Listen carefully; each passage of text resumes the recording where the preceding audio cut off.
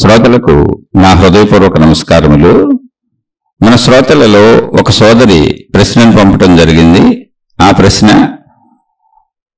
మనం ఒక పనిని బుద్ధితో చేస్తున్నామా లేక మనసుతో చేస్తున్నామా ఎలా గ్రహించాలో తెలియజేయగలరు? ఇది వారి ప్రశ్న.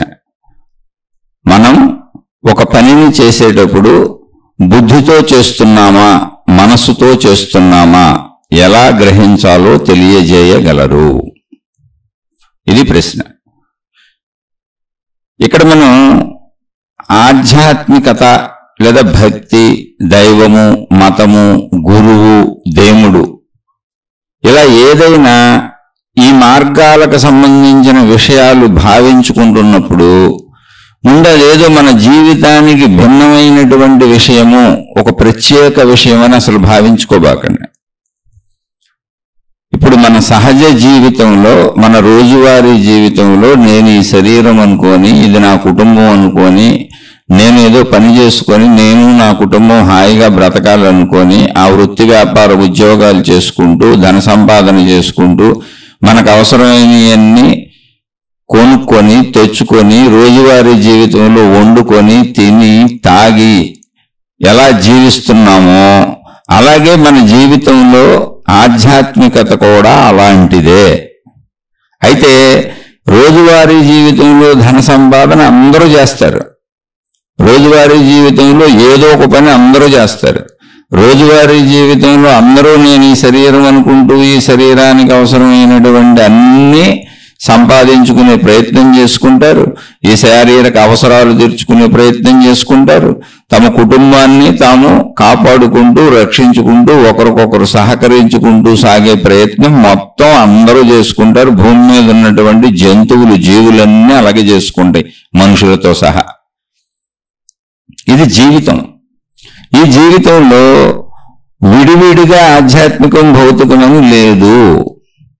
మనం అలా ప్రయత్నించేటప్పుడు, అంటే నేను ఈ శరీరం అన్న భావనతో ఈ శరీర అవసరాల కోసం, ఈ శరీరములకు సంబంధించినటువంటి నా కుటుంబ సభ్యులు అనే వాళ్ళ అవసరాల కోసం, మేమందరం కలిసి బతకడానికి అవసరమైనటువంటి మా జీవిత అవసరాల కోసం మేము చేసేటువంటి ప్రయత్నాలు, ధన సంపాదన కానీ ఆ ధనంతో మేము తెచ్చుకున్నటువంటివి మేము అనుభవించటం కానీ, ఆహార పదార్థాలు కానీ, బట్టలు కానీ, ఇళ్ళు కానీ, నివసించేవి కానీ, వసతులు కానీ, వనరులు కానీ, సౌకర్యాలు కానీ, ఇవన్నీ వినియోగించుకునే విధానం, వీటిని పొందే విధానం, వీటిని పొందేటప్పుడు ప్రయత్నించే విధానం, ఇదంతా కూడా సాటి మనుష్యులతో కూడి ఉంటుంది.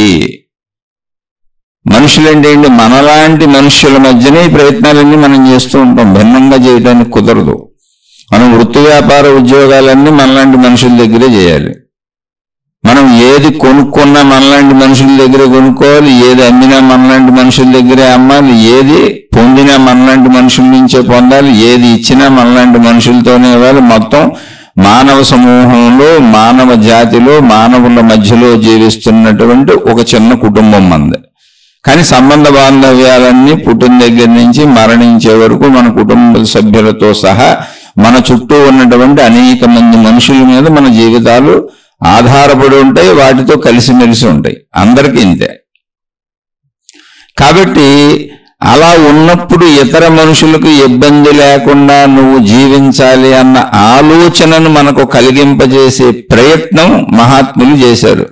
నాయన, ఎవరికి వాళ్ళు నా శరీరం అనుకుంటూ, నా గొడవ అనుకుంటూ, నా కుటుంబం అనుకుంటూ, నా డబ్బులు అనుకుంటూ, ఎవరికి వాళ్ళు నేను, నాది, నా వాళ్ళు అనుకుంటూ స్వార్థంతో వెళ్ళిపోతూ ఇతరుల గురించి ఆలోచించకపోతే, ఇతరులను మోసం చేస్తే, ఇతరులకు అన్యాయం చేస్తే, ఇతరులకు ఇబ్బంది కలిగిస్తే, ఇతరులకు బాధ కలిగిస్తే, ఇవన్నీ కూడా మానవ సమాజాన్ని, మానవ సమూహాన్ని దెబ్బతీస్తాయి.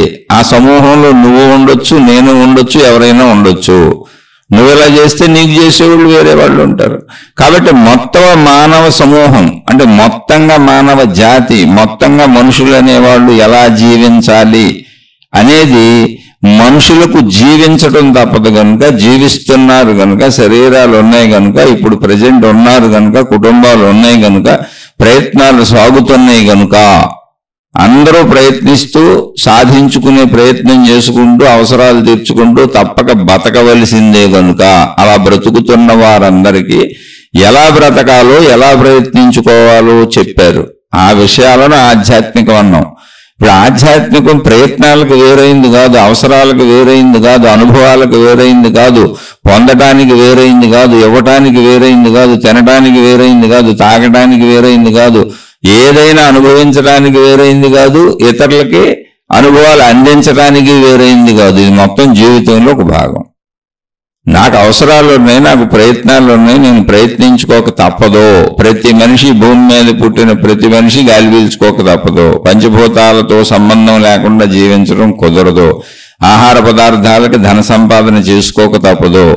ఇలా పంచేంద్రియ కోరికలకు కుటుంబ వ్యవస్థ ఏర్పరుచుకోక తప్పదు. ఒకవేళ నేను వివాహం చేసుకోను, కుటుంబ వ్యవస్థ ఏర్పరుచుకోను, నేను ఒక సన్యాసిగానో ఒక సాధువుగానో లేదా ఏదో ఒక రకంగా ఒక నన్నుగానో, అంటే స్త్రీలనైతే అనేక మతాల్లో అనేక రకాల పేర్లు ఉన్నాయి, నేను అలా ఒక సన్యాస జీవితం అంటే జీవిత భాగస్వామి లేనటువంటి జీవితం గడుపుతాను అని ఒకవేళ మీరు ఆధ్యాత్మికతలో భావించుకొని ఏ సంస్థలకు ఏ మతాలను అనుసరించి ఏ ప్రార్థనాలయాలకు ఏ గురువులను అనుసరించి వెళ్ళిపోయినా అది సంసారమే. సంసారము అంటే మనసుకు సంబంధించింది. సంసారం అంటే భార్యాభర్తలిద్దరూ కలిసి వాళ్ళు శారీరక కోరికలు తీర్చుకుంటూ పిల్లలను కని ఆ పిల్లలను పెంచుకుంటూ ఇది నా కుటుంబం అని జీవించడం మాత్రమే సంసారము కాదు. సంసారము అంటే ప్రపంచము అని అర్థం. ప్రపంచంలో ఉన్న మనుషుల మధ్య ప్రపంచంలోనే నువ్వు ఆ మనుషులతోనే అవసరాలు తీర్చుకుంటూ ఆ మనుషుల మధ్యనే పుట్టిన దగ్గర నుంచి చివరి వరకు బతకాలి. కాబట్టి సంసారము అంటే ప్రపంచము. సంసారము అనేది ఒక కుటుంబానికి వర్తిస్తుంది, కుటుంబ జీవితంలోకి వెళ్ళనటువంటి ప్రతి మనిషికి వర్తిస్తుంది. నువ్వు సన్యాసివైనా, నువ్వు సాధువైనా, నువ్వు మహాత్ముడైనా, నువ్వు దేవుడైనా, నిన్ను ఏమని పిలిచినా, నువ్వు మానవ శరీరంతో ఎక్కడుంటే, నువ్వు స్త్రీవైనా పురుషుడివైనా, ఎలా జీవించినా నువ్వు సంసారివే, అంటే ప్రపంచంలో ఉన్న వ్యక్తివే. అది ప్రపంచంలో ఉన్న వ్యక్తి. ఒకవేళ నువ్వు నాకు జీవిత భాగస్వామి అక్కర్లేదు, నాకు కుటుంబం అక్కర్లేదు, నాకు తల్లిదండ్రులు అక్కర్లేదు, నాకేమీ అక్కర్లేదు, నేను విడిగా వెళ్ళిపోతాను, బంధాలు బాంధవ్యాలు లేకుండా ప్రపంచంలో బతుకుతాను అంటే అప్పుడు కూడా నువ్వు ప్రజల మీద ఆధారపడి భిక్షం ఎత్తుకోనో లేదా వాళ్ళని డబ్బులు అడుగో, కట్టుకోవటానికి బట్టలు అడుగో, తాగటానికి నీరు అడుగో, ఉండటానికి వసతులు అడుగో, కాలకృత్యాలకు అవసరమైన ప్రదేశాలు అడుగో, మొత్తంగా నువ్వు ప్రపంచం మీద ఆధారపడి బతకాల్సిందే. అది నువ్వు ఉచితంగా అడుగుతావా, డొనేషన్లను తీసుకుంటావా, దక్షిణలను తీసుకుంటావా, లేదా జ్ఞానబోధలు చేసినందుకు కానీ ఫీజులుగా తీసుకుంటావా, లేదా దైవం పేరు మీద తీసుకుంటావా, మతం పేరు మీద తీసుకుంటావా, మార్గం పేరు మీద తీసుకుంటావా, ఇవేమీ లేదు, భిక్షాటన అనుకొని తీసుకుంటావా, ఎలా అయినా కానీ నువ్వు ప్రజల మీద ఆధారపడి బతకాల్సిందే. దానికంటే వృత్తి వ్యాపార ఉద్యోగాలు చేసేవాళ్ళు ఇంకొంచెం కష్టపడి వాళ్ళు పని చేసుకుంటున్నారు. అంటే ఇది తప్పు, అది రైట్ అని కాదు నేను చెప్పేది. వాళ్ళైనా వృత్తి వ్యాపార ఉద్యోగాలు చేసేవాళ్ళు, ఆ కష్టపడేవాళ్ళు సాటి మనుషుల నుంచే మళ్ళీ ఆ కష్టపడి సాటి మనుషులకు తమ కష్టాన్ని ఫలంగా ఇచ్చి వాళ్ళ దగ్గర నుంచి ప్రతిఫలంగా ధనాన్నో వస్తువులను పొందుతూ ఉంటారు. ఇక్కడ వీళ్ళు జ్ఞానబోధనో, దైవబోధనో, మతబోధనో ఏదో ఒక దానిని ప్రజలకు అందించి అక్కడ దానికి బదులుగా తమ జీవన భృతికి అవసరమైన అన్ని పొందుతూ ఉంటారు. అన్నీ ఒకటే. ఇది సంసారమే. సంసారము అంటే ప్రపంచంలో నువ్వు జీవించి ఉండటం, అది మనుషుల మధ్య ఉండటం, మనుషులతో ఉండటం, మనుషులతో ఉండకుండా, మనుషుల మధ్య ఉండకుండా, మనుషులతో అవసరం లేకుండా జీవించడం కుదరదు. ఇది జీవితం.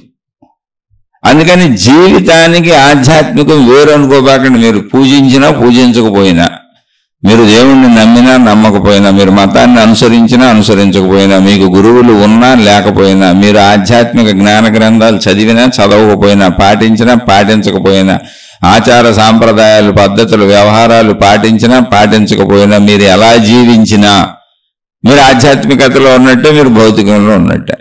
రెండు కలిసి సాగుతున్నట్టు. ఎందుకంటే జీవితం అంతే. ఒక నాణానికి రెండు వైపులు ఎలాగో, ఒక రోజుకు పగలు రాత్రి ఎలాగో, ఒక జీవితానికి ఆధ్యాత్మికము భౌతికము అలాగే రెండు కలిసే ఉంటాయి. భౌతికము అంటే అందులో నువ్వు కొంచెం మంచిగా జీవిస్తుంటే అది ఆధ్యాత్మికమే. ఆధ్యాత్మికం లేని భౌతికం ఉండదు, అసలు భౌతికం లేని ఆధ్యాత్మికము ఉండదు. ఆధ్యాత్మికము అన్నప్పుడు కనపడని అంశము, మనలోని మనకు కనపడని అంశము. మనం ప్రయత్నిస్తే గాని, మనం కొంచెం మన వైపు చూసుకుంటే గాని, చిన్న ప్రయత్నం చేసుకొని మనల్ని మనం గమనించుకుంటే గాని మనకు తెలియని విషయం. మామూలుగా మనకు కనపడేది మన శరీరం, నేనని నాకు అనిపిస్తుంది, ఆ పద్ధతిలో సాగిపోతుంటాం. నేను, నా కోరికలు, నాకు ప్రాధాన్యత అదే, తర్వాత నా కుటుంబ సభ్యులు, నాకు ప్రాధాన్యత అదే, మేమందరం బతకడానికి మాకు అవసరమైన డబ్బు, నాకు ప్రాధాన్యత అదే, నీ గురించి నాకు అసలు తెలియదు, ఎదుటి వాళ్ళతో నాకు సంబంధం లేదు. ఇలా ఆలోచించినప్పుడు అది భౌతికం. నేను అవసరమే, నాకు అవసరమే, నా వాళ్ళకు అవసరమే, నా ప్రాధాన్యత నాదే, ముందు ప్రాధాన్యత అంతా నాదే. కానీ మీరు కూడా నాలాంటి వాళ్ళే అని ఎదుటి వాళ్ళ గురించి ఆలోచన వచ్చి, నా ప్రాధాన్యత ఎంత ఉన్నా దాన్ని ధర్మంగా మంచిగా తీర్చుకుంటాను, ఎందుకంటే ఎదుటి వాళ్ళకి హాని చెయ్యను, ఎదుటి వాళ్ళు కూడా నాలాంటి వాళ్లే కాబట్టి వాళ్ళకు కూడా నాలాంటి భావాలు, నాలాంటి అవసరాలు, నాలాంటి కుటుంబాలు, నాలాంటి శరీరమే ఉన్నది కనుక వాళ్ళకన్నీ నాలాంటివి అవసరం అవుతాయి కనుక అందరం ఇక్కడ ఒక ధర్మంగా మనం ఏర్పాటు చేసుకున్నటువంటి వ్యవస్థ ప్రకారం జీవిస్తాము అని అనుకోవడమే ఆధ్యాత్మికం. అంతే. ఇది మామూలు ప్రపంచ జీవనంలో ఆధ్యాత్మికం ఇంతే. ఇంకా కొంచెం లోతుగా ఆధ్యాత్మికము అంటే ఏంటి అంటే, నేను శరీరాన్ని అన్నప్పుడు శరీరం కనబడుతుంది, ఇంద్రియాలు కనబడుతున్నాయి, మనం తినేవి, తాగేవి, అనుభవించేవి, గ్రహించేవి అన్నీ ప్రపంచంలో కనబడుతున్నాయి. మనం గ్రహించినవన్నీ కూడా మన మనసుగా లోపల ఏర్పడుతున్నాయి. అలా లోపల ఏర్పడినటువంటి మనసుగా మనలో గుర్తున్నటువంటి జ్ఞాపకాలుగా గుర్తున్నటువంటి మనం గ్రహించిన విషయాలు ఏమున్నాయో అవే మన భావాలు, అవే మన ఆలోచనలు, అవి మొత్తం కలిపితే ఒకటిగా మనసు అని పిలుస్తారు. అలా మనకు గుర్తున్నటువంటి విషయాలే తిరిగి మనకి భావాలుగా, ఆలోచనలుగా వచ్చి మన శరీరాన్ని కదిపేలా చేస్తూ ఉంటాయి. ఈ ప్రాసెస్ ఏం జరుగుతుందో, ఆ భావాలు ఏ రూపంలో ఉన్నాయి, ఆ మనసు ఏ రూపంలో ఉంది, ఆ జ్ఞాపకాలు ఏ రూపంలో ఉన్నాయి, మనం అలా పరిశీలించినప్పుడు, ఆలోచనలు ఏ రూపంలో ఉన్నాయని పరిశీలించినప్పుడు వాటికి రూపము లేదు కానీ ఉన్నవి అని తెలుస్తున్నది. అదే సూక్ష్మము. సూక్ష్మము అంటే అర్థం ఏంటంటే కనపడనిది, వినపడనిది, వాసనకు అందనిది, రుచికి అందనిది, శబ్దము, శబ్ద స్పర్శ రూపరస గంధములకు అంటే స్పర్శలకు కూడా అందనివి. ఈ 5 రకాలుగా అందనప్పుడు అది మనకు తెలియదు, కానీ ఉన్నది అన్న అనుభవం తెలుస్తుంది. ఆలోచనలు ఉన్నాయి, భావాలు ఉన్నాయి, జ్ఞాపకాలు ఉన్నాయి, అది తెలుస్తుంది. కానీ ఎలా ఉన్నాయో తెలియట్లా. ఉన్నవి ఎలా ఉన్నాయో తెలియటం లేదు అన్నప్పుడు దాన్ని సూక్ష్మము అన్నారు. అది మన వైపు మనం తిరిగినప్పుడు ఆధ్యాత్మిక అంశం. అది భౌతిక ప్రపంచంలో బ్రతికేటప్పుడు మంచి అనేది ఆధ్యాత్మిక అంశము. ఆధ్యాత్మికతని మన స్వీయములోకి మనం వచ్చినప్పుడు శరీరం భౌతికం, కనపడే శరీరం భౌతికం, కనపడే ఇంద్రియాలు భౌతికం, మనం కనపడుతూ గ్రహిస్తూ అనుభవిస్తున్న విషయాలు భౌతికం. ఆధ్యాత్మికం అన్నప్పుడు మనలోనే ఉన్నది అని తెలుస్తున్నది, కానీ అది కనపడుతూ వినపడుతూ అందట్లేదు, ఎలా ఉందో తెలియట్లేదు, ఉన్నదని తెలుస్తుంది. అది ఆధ్యాత్మిక అంశం.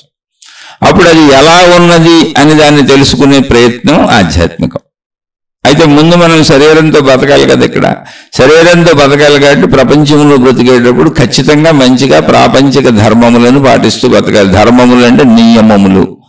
ప్రపంచంలో మనం ఏర్పరుచుకున్నటువంటి నియమములు ఏమున్నాయో ఆ నియమాలను అనుసరించి అవే ధర్మములు అంటారు. దేశకాల పరిస్థితులకు అనుగుణంగా మనమే చట్టాలు చేసుకుంటాం.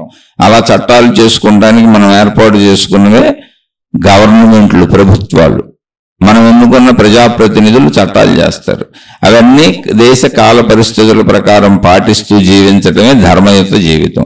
ఇందులో మనం ఏంటి అసలు బేసిక్గా మామూలుగా చెప్పుకోవాలంటే, నువ్వు ఎవరిని బాధ పెట్టకుండా, చక్కగా నిన్ను కూడా బాధ పెట్టుకోకుండా, నీకు కావాల్సింది నువ్వు ప్రయత్నించుకు సంపాదించుకో, ఎవరిది లాక్కోబాక, మోసం చేయబాక, అన్యాయం చేయబాక, అక్రమం చేయబాక, అలానే నీకు కావాల్సింది మానేబాక, నీకు కావాల్సింది చక్కగా ప్రయత్నించుకో, ధర్మంగా ఎన్ని రకాల ప్రయత్నాలైనా చేసుకో, చక్కగా తెచ్చుకో, అనుభవించు. నువ్వు, నీ వాళ్ళు, నీ కుటుంబం ఒక జీవితకాలం ప్రకృతి మరణాన్ని ప్రసాదించే వరకు హాయిగా, ఆనందంగా, సంతోషంగా బ్రతకండి. ఇంతే జీవితం. నొప్పించక తానవ్వక. ఇది భౌతిక ధర్మం. భౌతిక ధర్మమే ఆధ్యాత్మికం. అంటే ఒక్క మాటలో చెప్పాలంటే, భౌతికంగా కనబడుతున్న వ్యవస్థలో మనం జీవించే జీవన విధానం అంటే అవసరాలు తీర్చుకునే ఉద్యోగ ప్రయత్నాలు కానీ, వృత్తి వ్యాపార ఉద్యోగ ప్రయత్నాలు కానీ, సాటి మనుషులతో ఉండేటువంటి విధానం కానీ, మన ప్రవర్తన కానీ, మన స్వభావం కానీ, మన గుణ వ్యక్తీకరణ కానీ, మన భావ వ్యక్తీకరణ కానీ, ఏదైనా ఇతరుల మనుషుల కంటే మన కుటుంబ సభ్యులతో సహా బయట వాళ్ళతో ఎవరితోనైనా మనుషులతో ఉండే విధానం అంతా మంచిగా ఉండాలి. ఒక్క మాటలో అంటే భౌతికంలో ఆధ్యాత్మికం మంచిగా ఉండటం. ఆధ్యాత్మికంలో ఆధ్యాత్మికం అంటే మన శరీరంలో ఆధ్యాత్మికం ఏంటి అంటే నాలో కనపడని అంశం ఒకటి ఉందని నాకు తెలుసు. కనపడే అంశం శరీరం, దానికోసం అన్ని ప్రయత్నాలు భౌతికంలో చేసేసుకుంటున్నాం, అయిపోయిందిగా, అది మాట్లాడేసుకున్నాం మంచిగా, అంతే. అది ఆధ్యాత్మికం. భౌతికంలో మంచిగా జీవించటం ఆధ్యాత్మికం. ఇప్పుడు ఆధ్యాత్మికంలో ఆధ్యాత్మికం ఏంటి అంటే అది మనలోనే, వేరువేరుగా ఏం లేదు, నాలో కనపడని అంశం. అంటే ఇప్పుడు నా వైపు తిరిగాను, నా లోపలికి వచ్చాను. నా లోపలికి వస్తే ఏముంది? నా భావాలు, నా ఆలోచనలు, నా గుణాలు, నా స్వభావము, నా ప్రవర్తన, నాకు సంబంధించిన సమస్తము. అవన్నీ ఎవరికి తెలుస్తాయి? నా ఒక్కడికే తెలుస్తాయి, నా ఒక్కదానికి తెలుస్తాయి, మీ ఒక్కరికే తెలుస్తాయి, మీ ఒక్కదానికే తెలుస్తాయి, ఇంకెవరికి తెలియవు. మీ ఇంట్లో మీ సొంత కుటుంబ సభ్యులకు కూడా తెలియదు ఈ విషయం. రోజు మనం ప్రతి శీర్షికలో ఇంచుమించు అవకాశం వచ్చినప్పుడల్లా చెప్పుకుంటున్నాం.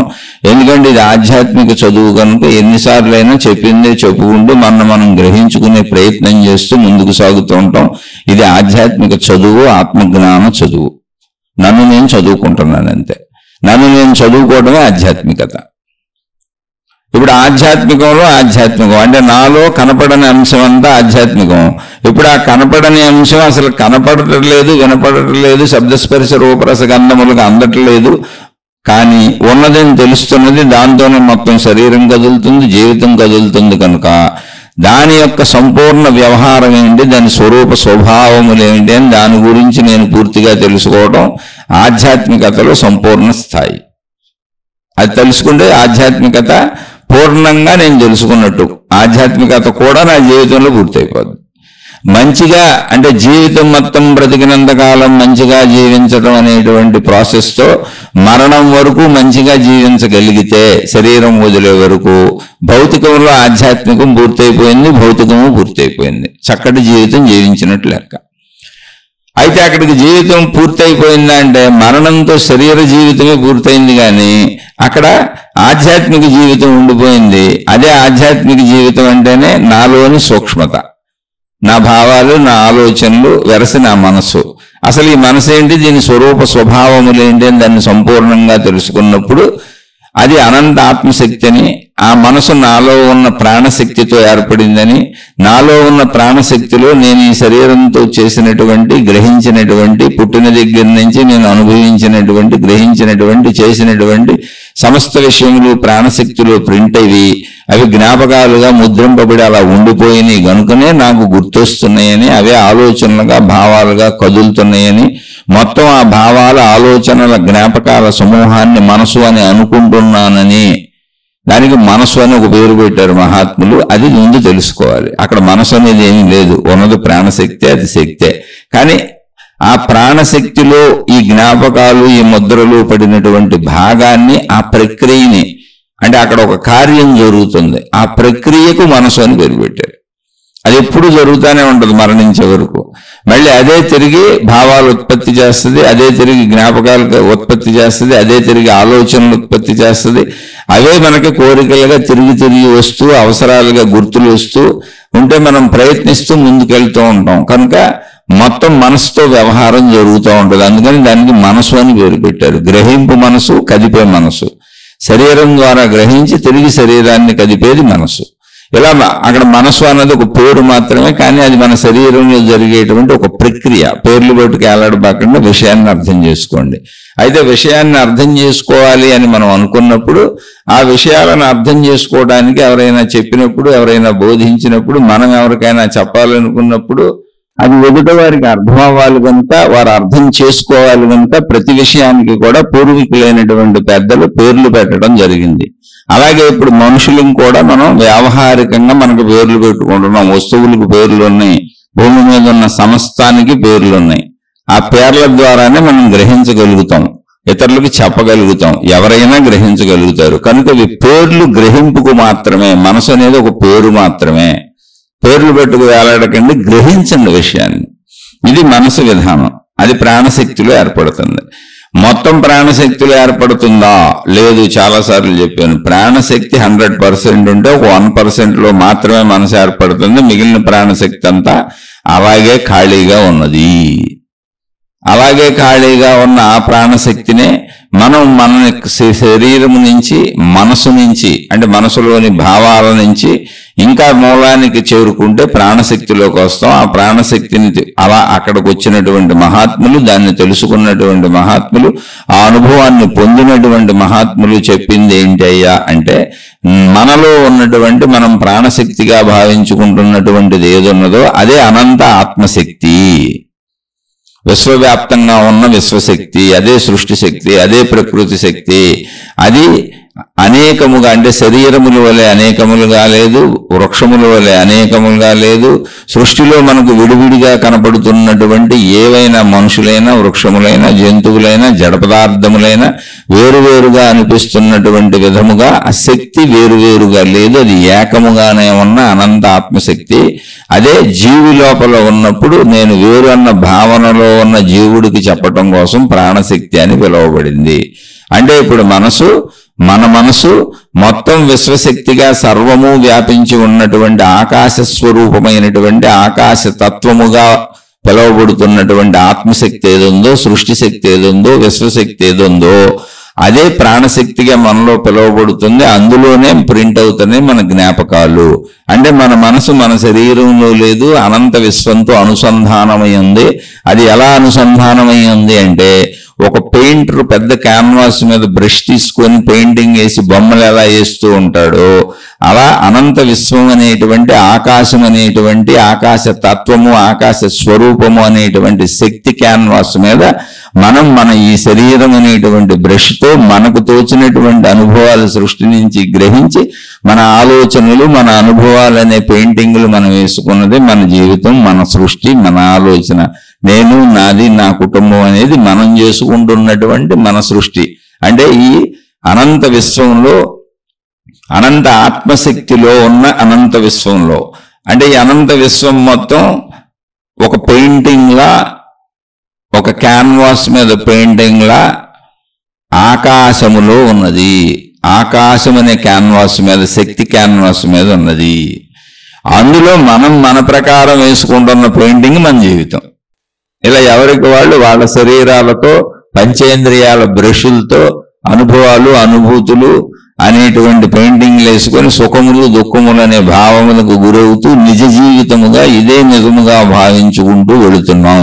కానీ మొత్తంగా శక్తి క్యాన్వాస్, అంటే ఆకాశం అని పిలువబడేటువంటి అనంత ఆత్మశక్తి క్యాన్వాస్, విశ్వశక్తి క్యాన్వాస్, అంటే ఒక బోర్డు ఏదుందో అలా ఆ విశ్వశక్తి క్యాన్వాస్ మీద వేయబడినటువంటి ఒక పెయింటింగ్. ఇది ఒక పెద్ద చార్ట్ల మీద పెయింటింగ్ వేస్తుంటారు. పెయింటింగ్ వేయటానికి ఒక ఆధారత ఉంటుంది కింద. ఆ ఆధారతే ఈ సృష్టికి కానీ మనకి కానీ అనంత ఆత్మశక్తి, ప్రాణశక్తి, విశ్వశక్తి, సృష్టి శక్తి. అదే ఆకాశము. ఆకాశము అనేటువంటి చార్ట్ మీద, ఆకాశం అనేటువంటి పెద్ద వైట్ పేపర్ మీద, ఆకాశం అనేటువంటి పెద్ద క్యాన్వాస్ మీద మొత్తం సృష్టి అనే పెయింటింగ్ ఉంది. అందులో మన జీవిత సృష్టి అనే పెయింటింగ్ ఎవరికాళ్ళం వేసుకుంటున్నాం. ఇది జరుగుతుంది. అలా మనం వేసుకున్నటువంటి మన పెయింటింగ్ మన మనసు. అది మన మనసు. అంటే ఇప్పుడు మనసు ఎక్కడ ఉంది అంటే, మామూలుగా అయితే మన లోపల ఉందనుకుంటాం, కానీ ఒరిజినల్గా మనసు అనేది ఆకాశతత్వంలో ఇమిడిపోయి ఉంది. ఆ మనసులో మన శరీరం ఉంది. ఇది రివర్స్లో మనం అనంత ఆత్మశక్తి ఎరుకను తెలుసుకున్నప్పుడు మొత్తం రివర్స్లో ఉందని మనకు అర్థమవుతుంది. అప్పటి వరకు మనం మనలో ఉందనుకొని ప్రయాణించుకుంటూ వెళ్ళాలి. ఎందుకని మనం శరీరం అనే అనుకుంటున్నాం కాబట్టి. ఇప్పుడు అలా రివర్స్లో ముందే ఆలోచిస్తే గజిబిజి అవుతాం. అనుభవం రాకముందు ఆలోచించకూడదు, విషయానికి చెప్పానంతే. మన వైపు నుంచి, అంటే శరీరం వైపు నుంచి ప్రయాణించాలి. కాబట్టి ఇవన్నీ పేర్లు. ఇప్పుడు ఈ మనసుతో మనం చేసేటప్పుడు మనలో ఉన్నటువంటి ప్రాణశక్తికి ఉన్న లక్షణములు ఏంటి అంటే, పంచభూతములు దాని లక్షణములు. పంచభూతములు అన్నప్పుడు చాలాసార్లు చెప్పుకున్నాం, మళ్ళీ చెబుతాను. ఎందుకంటే ఇది ఆధ్యాత్మిక చదువు, ఆత్మజ్ఞాన చదువు. ఏ శీర్షిక ఆ శీర్షిక విన్న వాళ్ళకి మళ్ళీ స్పష్టంగా అన్నీ ఒకసారి గుర్తుకొచ్చేలా, అన్నీ ఒకసారి అర్థమయ్యేలా, మళ్ళీ అన్నీ ఒకసారి అర్థమవుతూ గుర్తుకు వస్తూ సమగ్రంగా ఒక విషయం గుర్తుండిపోయేలా, ఒక అవగాహన కలిగేలా మాట్లాడుకోవటం జరుగుతుంది. ఇప్పుడు పంచభూతములు అన్నప్పుడు మొదట ఆకాశము, అందులోనే వాయువు, అందులోనే తేజస్సు, అందులోనే నీరు, అందులోనే భూమి. అవి దాని లక్షణములు, దాని గుణములు. అంటే అది అన్నిటిగా పరావర్తనం చెందగలిగినటువంటి, పరివర్తనం అవ్వగలిగినటువంటి క్వాలిటీస్ కలిగి ఉంది. అది దాని లక్షణములు, అది దాని స్వభావము, అది దాని సమర్థత, అది దాని శక్తి. దాని ఒరిజినల్స్గా దాని శక్తిలో అది ప్యూర్గా ఉండేది ఏంటి అంటే ఆకాశం వలె ఉంటూనే వాయువుగా కదలగలదు, అగ్నిగా వెలగగలదు, అది నీరుగా ద్రవంగా మారగలదు, ఘనత్వాన్ని పొంది భూమిగా స్థిరపడగలదు. ఆకాశ స్థితి ఏమి చెక్కు చెదరదు, అన్నీ ఆకాశ స్థితిలోనే జరుగుతాయి. మళ్ళీ దానిలో ఉన్నటువంటి ఇచ్ఛాశక్తి, క్రియాశక్తి, జ్ఞానశక్తి అనేటువంటివి దాని యొక్క శక్తి సామర్థ్యములు కనుక, దాని యొక్క క్రియాశక్తి చైతన్య లక్షణం కనుక పంచభూతములు కదులుతూ కలుస్తూ ఒకటితో ఒకటి మిళితమవుతూ తనలో తానే తన భావాలతో, తన గుణాలతో, తన స్వభావాలతో మిళితమైపోతూ అనేక సృష్టిగా తనలో తానే తయారవుతున్నది ఈ సృష్టి. అదంతా ఆకాశములోనే ఉన్నది. అవే గ్రహములు, గోళములు, నక్షత్రములు, భూమి, భూమిలో మనం. మిగిలిన వాటిలో ఏముందో మనకు తెలియదు. ఇవన్నీ ముందు ఒక అవగాహన కలగాలి. అలా అవగాహన కలిగినప్పుడు మనం భూమిలో ఉన్నటువంటి, మనం ఒక శరీరం ధరించినటువంటి జీవులు, శరీరం నేననుకుంటూ స్టార్ట్ అయింది మన జీవితం. ఈ శరీరం నేననుకుంటూ స్టార్ట్ అయిన మన జీవితం అనంత ఆత్మశక్తిని నేను, సృష్టి శక్తిని నేను, విశ్వశక్తిని నేను, ఆ ఆకాశ స్వరూపమే నేను, సర్వవ్యాపక ఆకాశమే నేననే ఏకత్వ భావానికి చేరటమే మోక్షము, ఆత్మసాక్షాత్కారము, అంతిమము, ఆధ్యాత్మికత యొక్క అంతిమము. ఇంకా ఆధ్యాత్మికతలో అంతకంటే అంతిమం లేదు, అదే లాస్ట్. భౌతికంలో అంతిమం ఏంటంటే శరీర మరణము. భౌతికం అంటే కనపడేది, ఆధ్యాత్మికత అంటే కనపడంది. అంతే, ఏం లేదు. రెండు ఒక దాంట్లోనే ఉన్నాయి. కనపడే దాంట్లో కనపడంది ఉంది, కనపడని దాంట్లో కనపడేది ఉంది. కదులుతూ కదలకుండా ఉన్నది అని మహాత్ములు చెబుతూ ఉంటారు. అది కదులుతూ కదలకుండా ఉంది, అది కదలకుండా ఉంటూ కదులుతూ ఉన్నది. ఎందుకని? సర్వవ్యాపక ఆకాశంగా అది నిశ్చలంగా ఉంది, కదలడానికి ప్లేసే లేదు, ఉన్నదంతా అదే. కానీ దాని గుణముల రీత్యా, స్వభావముల రీత్యా సర్వవ్యాపక ఆకాశములోనే పంచభూతములు కదులుతూ, పంచభూతముల యొక్క కలయికలతో సృష్టి కదులుతూ అనంతంగా తనలో తాను ఎప్పుడు కదులుతూనే ఉంది. అయితే తనలో తానే కదలటం అనేది, ఇప్పుడు మనం స్థిరంగా కూర్చున్నప్పుడు ఏదో సోఫాలో కూర్చున్నాం, ఏదో కుర్చీలో కూర్చున్నాం, ప్రశాంతంగా కూర్చున్నాం, శరీరం కదలటం లేదు, కళ్ళు మూసుకున్నాం, హాయిగా కూర్చొని ఉన్నాం. కానీ మన లోపల ఆలోచనలు కదులుతున్నాయి, భావాలు కదులుతున్నాయి. ఇప్పుడు మనం కదులుతూ కదలకుండా ఉన్న స్థితి అంటే అది అలా ఉంది. అలా కదులుతూ కదలకుండా ఉన్న స్థితిలో కదలకుండా ఉన్నది ఆకాశతత్వము, ఆత్మశక్తి. కదులుతున్నది సృష్టి. సృష్టికి ఆధారం ఆత్మశక్తి యొక్క లక్షణములే. తనలో తానే కదులుతుంది. మనలో భావాలు కదలటం, మన శరీరం కదలకపోవటం, కానీ శరీరంలో భావాలు కదలటం అలాగే సేమ్. అర్థం చేసుకోవడానికి చెప్పుకోండి. ఇప్పుడు మనసు అంటే ఇక్కడ కోరిక.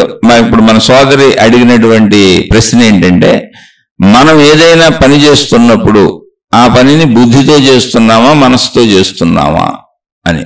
అసలు మనసు అంటే ఏంటో చెప్పుకున్నప్పుడు బుద్ధి అంటే ఏంటి? అది కూడా పేరే. బుద్ధి అంటే ఏంటంటే, మన మనసులో మనకు ఒక ఆలోచన కలిగింది, ఒక భావం కలిగింది, ఇది తినాలనిపించింది, అది తాగాలనిపించింది, ఇది పొందాలనిపించింది, ఏదో చెయ్యాలనిపించింది. అంతా చేసేటప్పుడు మనలోనే మనకు ఒక ఆలోచన కలుగుతుంది. దేశకాల పరిస్థితుల రీత్యా నేను చేస్తున్నది మంచిదేనా, నా జీవితానికి కానీ లేదా ఇతరులకు కానీ ఏ పరిస్థితులకైనా అది మంచా చెడా, అది నాకు మేలు చేస్తుందా, హాని చేస్తుందా, లేదా ఇతరులకు మేలు చేస్తుందా, హాని చేస్తుందా అనేటువంటి ఒక సమగ్రమైనటువంటి జ్ఞానశక్తి ఉంది మనలో. ఇచ్ఛాశక్తి, క్రియాశక్తి, జ్ఞానశక్తి. ఇచ్ఛాశక్తి కోరుకోవడానికి ఉపయోగపడుతుంది, ప్రయత్నించడానికి ఉపయోగపడుతుంది. జ్ఞానశక్తి దానిని తర్కించడానికి ఉపయోగపడుతుంది. అంటే ఎలా చెయ్యాలి అని. అప్పుడు ఆ తర్క వితర్కములలో మనలోనే జరుగుతున్నప్పుడు దేశకాల పరిస్థితుల రీత్యా, ధర్మ అధర్మముల నిర్ణయముల రీత్యా అది నిర్ణయించి ఇది తప్పు రైటు అని బుద్ధి మనకి చెబుతుంది. అలా చెప్పేది ఏంటి? మళ్ళీ మనలో ప్రాణశక్తే. ఆ ప్రాణశక్తి ఏంటి? ఆత్మశక్తే. కానీ మనం గ్రహించినవన్నీ ప్రింట్ అయ్యి అవన్నీ ముద్రలుగా ఉండి తిరిగి ఆలోచనలుగా, భావములుగా వస్తున్నప్పుడు దాన్ని మనసు అంటారు. సమస్తం అందులో ఉంటాయి. అందులోంచి ఒక భావంగా వచ్చి, ఒక ఆలోచనగా వచ్చి ఏదైనా చెయ్యాలని మనం తలపెట్టినప్పుడు అది తప్పు రైటో చెప్పేటువంటి విచక్షణాయుత జ్ఞానం. అంటే అది కాసేపు వివేచిస్తుంది, అది కాసేపు ఆలోచిస్తుంది, కాసేపు తర్క వితర్కములు చేస్తుంది, అది మంచో చెడు నిర్ణయిస్తుంది. విచక్షణా జ్ఞానము అంటే వివేకంతో విచక్షిస్తుంది, అంటే కాసేపు పరిశీలిస్తుంది. అందుకని విచక్షణ, దాని పేరు విచక్షణా జ్ఞానము. ఆ విచక్షణా జ్ఞానం అంటే మనలో జ్ఞానశక్తి ఉంది. ఇచ్ఛాశక్తి, క్రియాశక్తి, జ్ఞానశక్తి. ఇది జ్ఞానశక్తి పని. ఇచ్ఛాశక్తి మనసుగా కోరుకుంటుంది, క్రియాశక్తి దాన్ని కోసం శరీరంతో పనిచేస్తుంది, శరీరంతో కలిసి క్రియాశక్తి పనిచేస్తుంది. కానీ ఇచ్ఛాశక్తి కోరుకున్నప్పుడు క్రియాశక్తి పనిచేయడానికి మధ్యలో జ్ఞానశక్తి దాన్ని విచక్షణాయుతంగా పరిశీలిస్తుంది. క్రియాశక్తిగా మళ్ళీ ఎలా పనిచేయాలో కూడా జ్ఞానశక్తి చెబుతుంది. అలా ముందు ఫస్ట్ స్టెప్ అది ఏం చేస్తుంది? జ్ఞానశక్తి పరిశీలిస్తుంది, అంటే విచక్షణతో పరిశీలిస్తుంది, వివేకంతో పరిశీలిస్తుంది, దాన్ని విడమరిచి పరిశీలిస్తుంది. ఇది తప్ప, ఇది రైటా, ఇది చేయొచ్చా, చేయకూడదా, ఇది నాకు హానా, ఇతరులకు హానా, అసలు ఏదైనా ఇది దేశకాల పరిస్థితుల రీత్యా మానవ సమూహంలో బ్రతుకుతున్న మనం చేస్తున్న ఈ పని మంచా చెడా, అది కుటుంబపరం కావచ్చు, వ్యక్తిగతం కావచ్చు, ఏదైనా కావచ్చు, అది ధర్మ నిర్ణయం చేస్తుంది. ఇక్కడ జ్ఞానశక్తికి ధర్మ నిర్ణయం తప్ప నేను అనే భావన ఉండదు, మనసుకు ఉండేది నేను అనే భావన. అలా మనలో ఉన్నటువంటి జ్ఞానశక్తి ఒకటి మనతోనే సంబంధం లేకుండా, మనకు అనుకూలంగా కాకుండా ఉన్నది ఉన్నట్టుగా దేశకాల పరిస్థితులను బట్టి జడ్జిలాగా ఒక నిర్ణయాత్మకమైన నిర్ణయం చేస్తుంది. కోర్టులో శిక్షలు వేసే జడ్జి గారికి ఎటువంటి సొంత నిర్ణయము ఉండదు. వాదోపవాదములన్నీ విన్న తర్వాత అందులోని మంచిని తీసుకొని జడ్జి గారు నిరూపణగా, అంటే అక్కడ నిరూపించబడినటువంటి విషయం ఆధారంగా శిక్షలు వేస్తారు. అంతే తప్ప వీళ్ళకి శిక్ష వేయాలి, వీళ్ళకి శిక్ష వేయకూడదు, వీళ్ళే తప్పు చేశారు, వీళ్ళు చేయలేదనే జడ్జి గారికి అసలు తెలియదు. వాదోపవాదములు వింటారు. ఇద్దరు లాయర్లు వాదోపవాదములు చేస్తుంటే వింటారు. అలా మన కోరిక, ఆ కోరిక యొక్క ఫలితం, అంటే మనం ప్రయత్నిస్తే జరిగేది ఏంటి అన్నదాన్ని వాదోపవాదములు లోపల జ్ఞానశక్తి తానే విని నిర్ణయం తీసుకుంటుంది, తానే విచక్షించుకొని వివేకించుకొని. అదే విచక్షణా జ్ఞానము, అదే జ్ఞానశక్తి ప్రక్రియ మొదట. అప్పుడు అది ఇది తప్పు, ఇది రైటు, ఇది ధర్మము, అధర్మము, చెయ్యొద్దని మనకు చెప్పేస్తుంది. ఆ చెప్పిన జడ్జి గారి మాట మనం వింటామా వినమా అనేది మనకు సంబంధించిన విషయం. దానిని బుద్ధి అంటారు. మనలో ఉన్న జడ్జి గారి పేరు బుద్ధి. ఆ బుద్ధి సంపూర్ణంగా జ్ఞానశక్తి,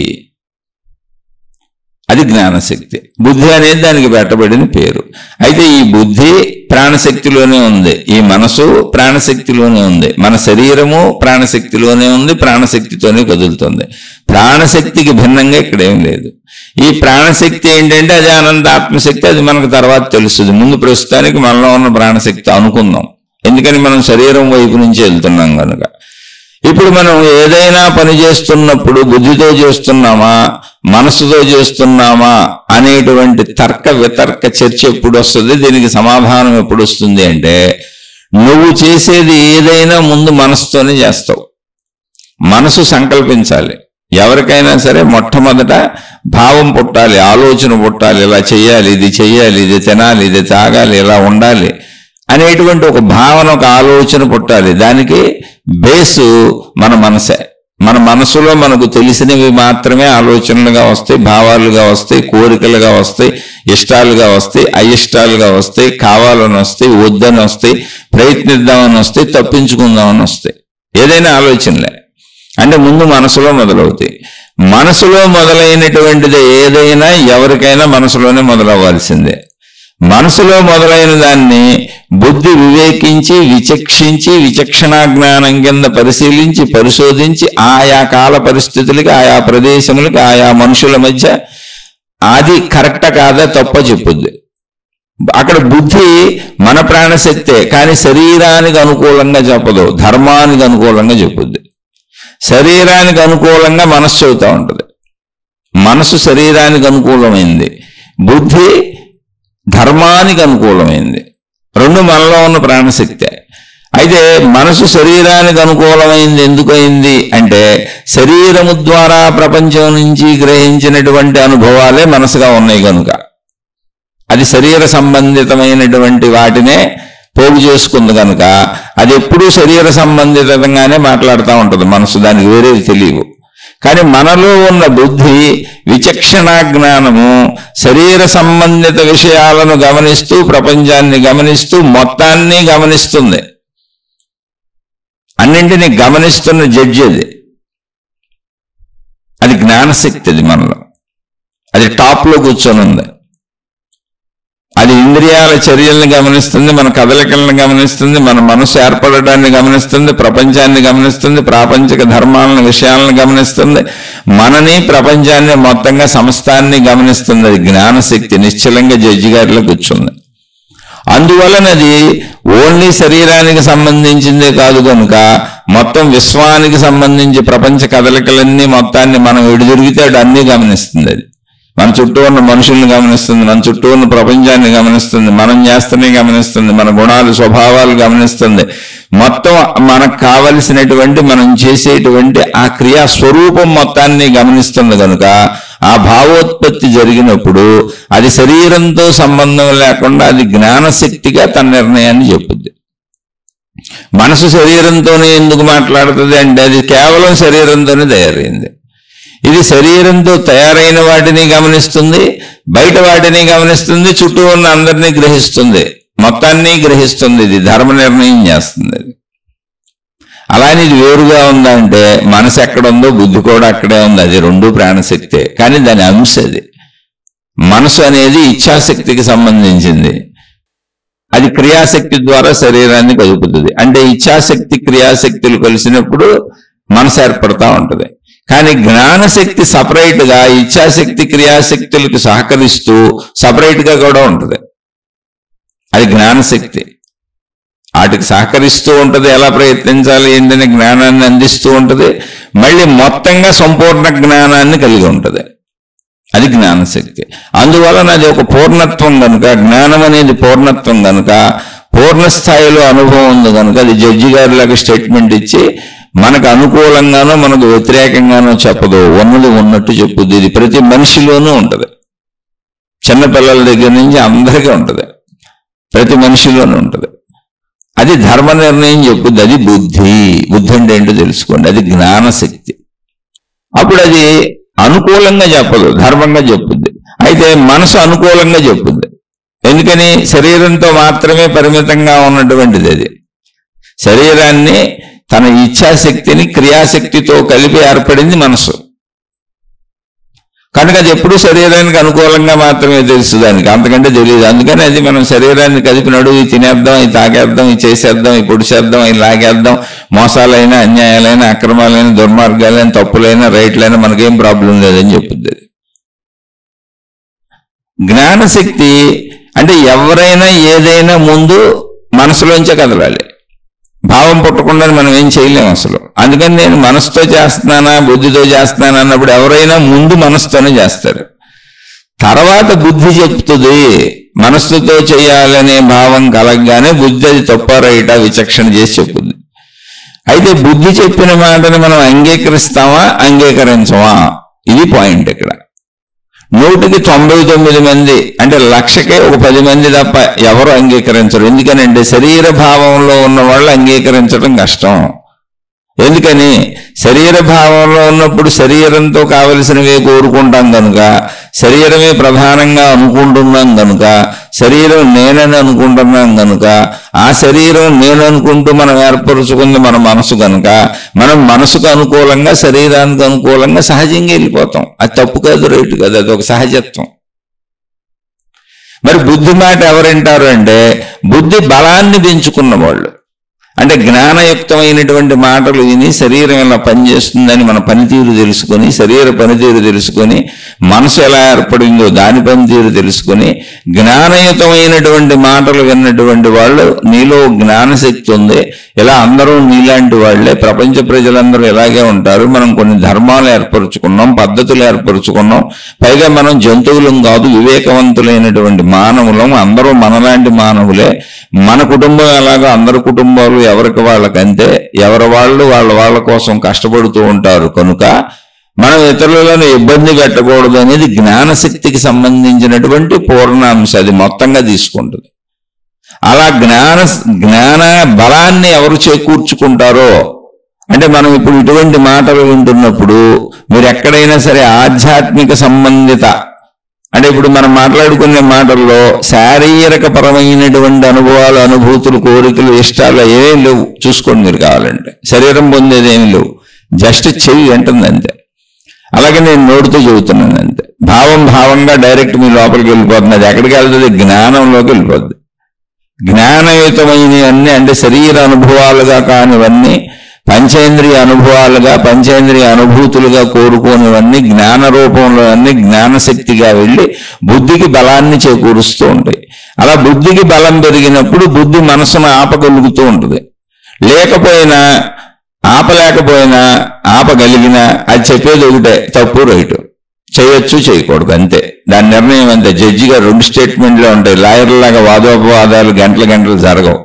ఈ గంటల వాదోపవాదాలన్నీ జరిగేది మనసులోనే.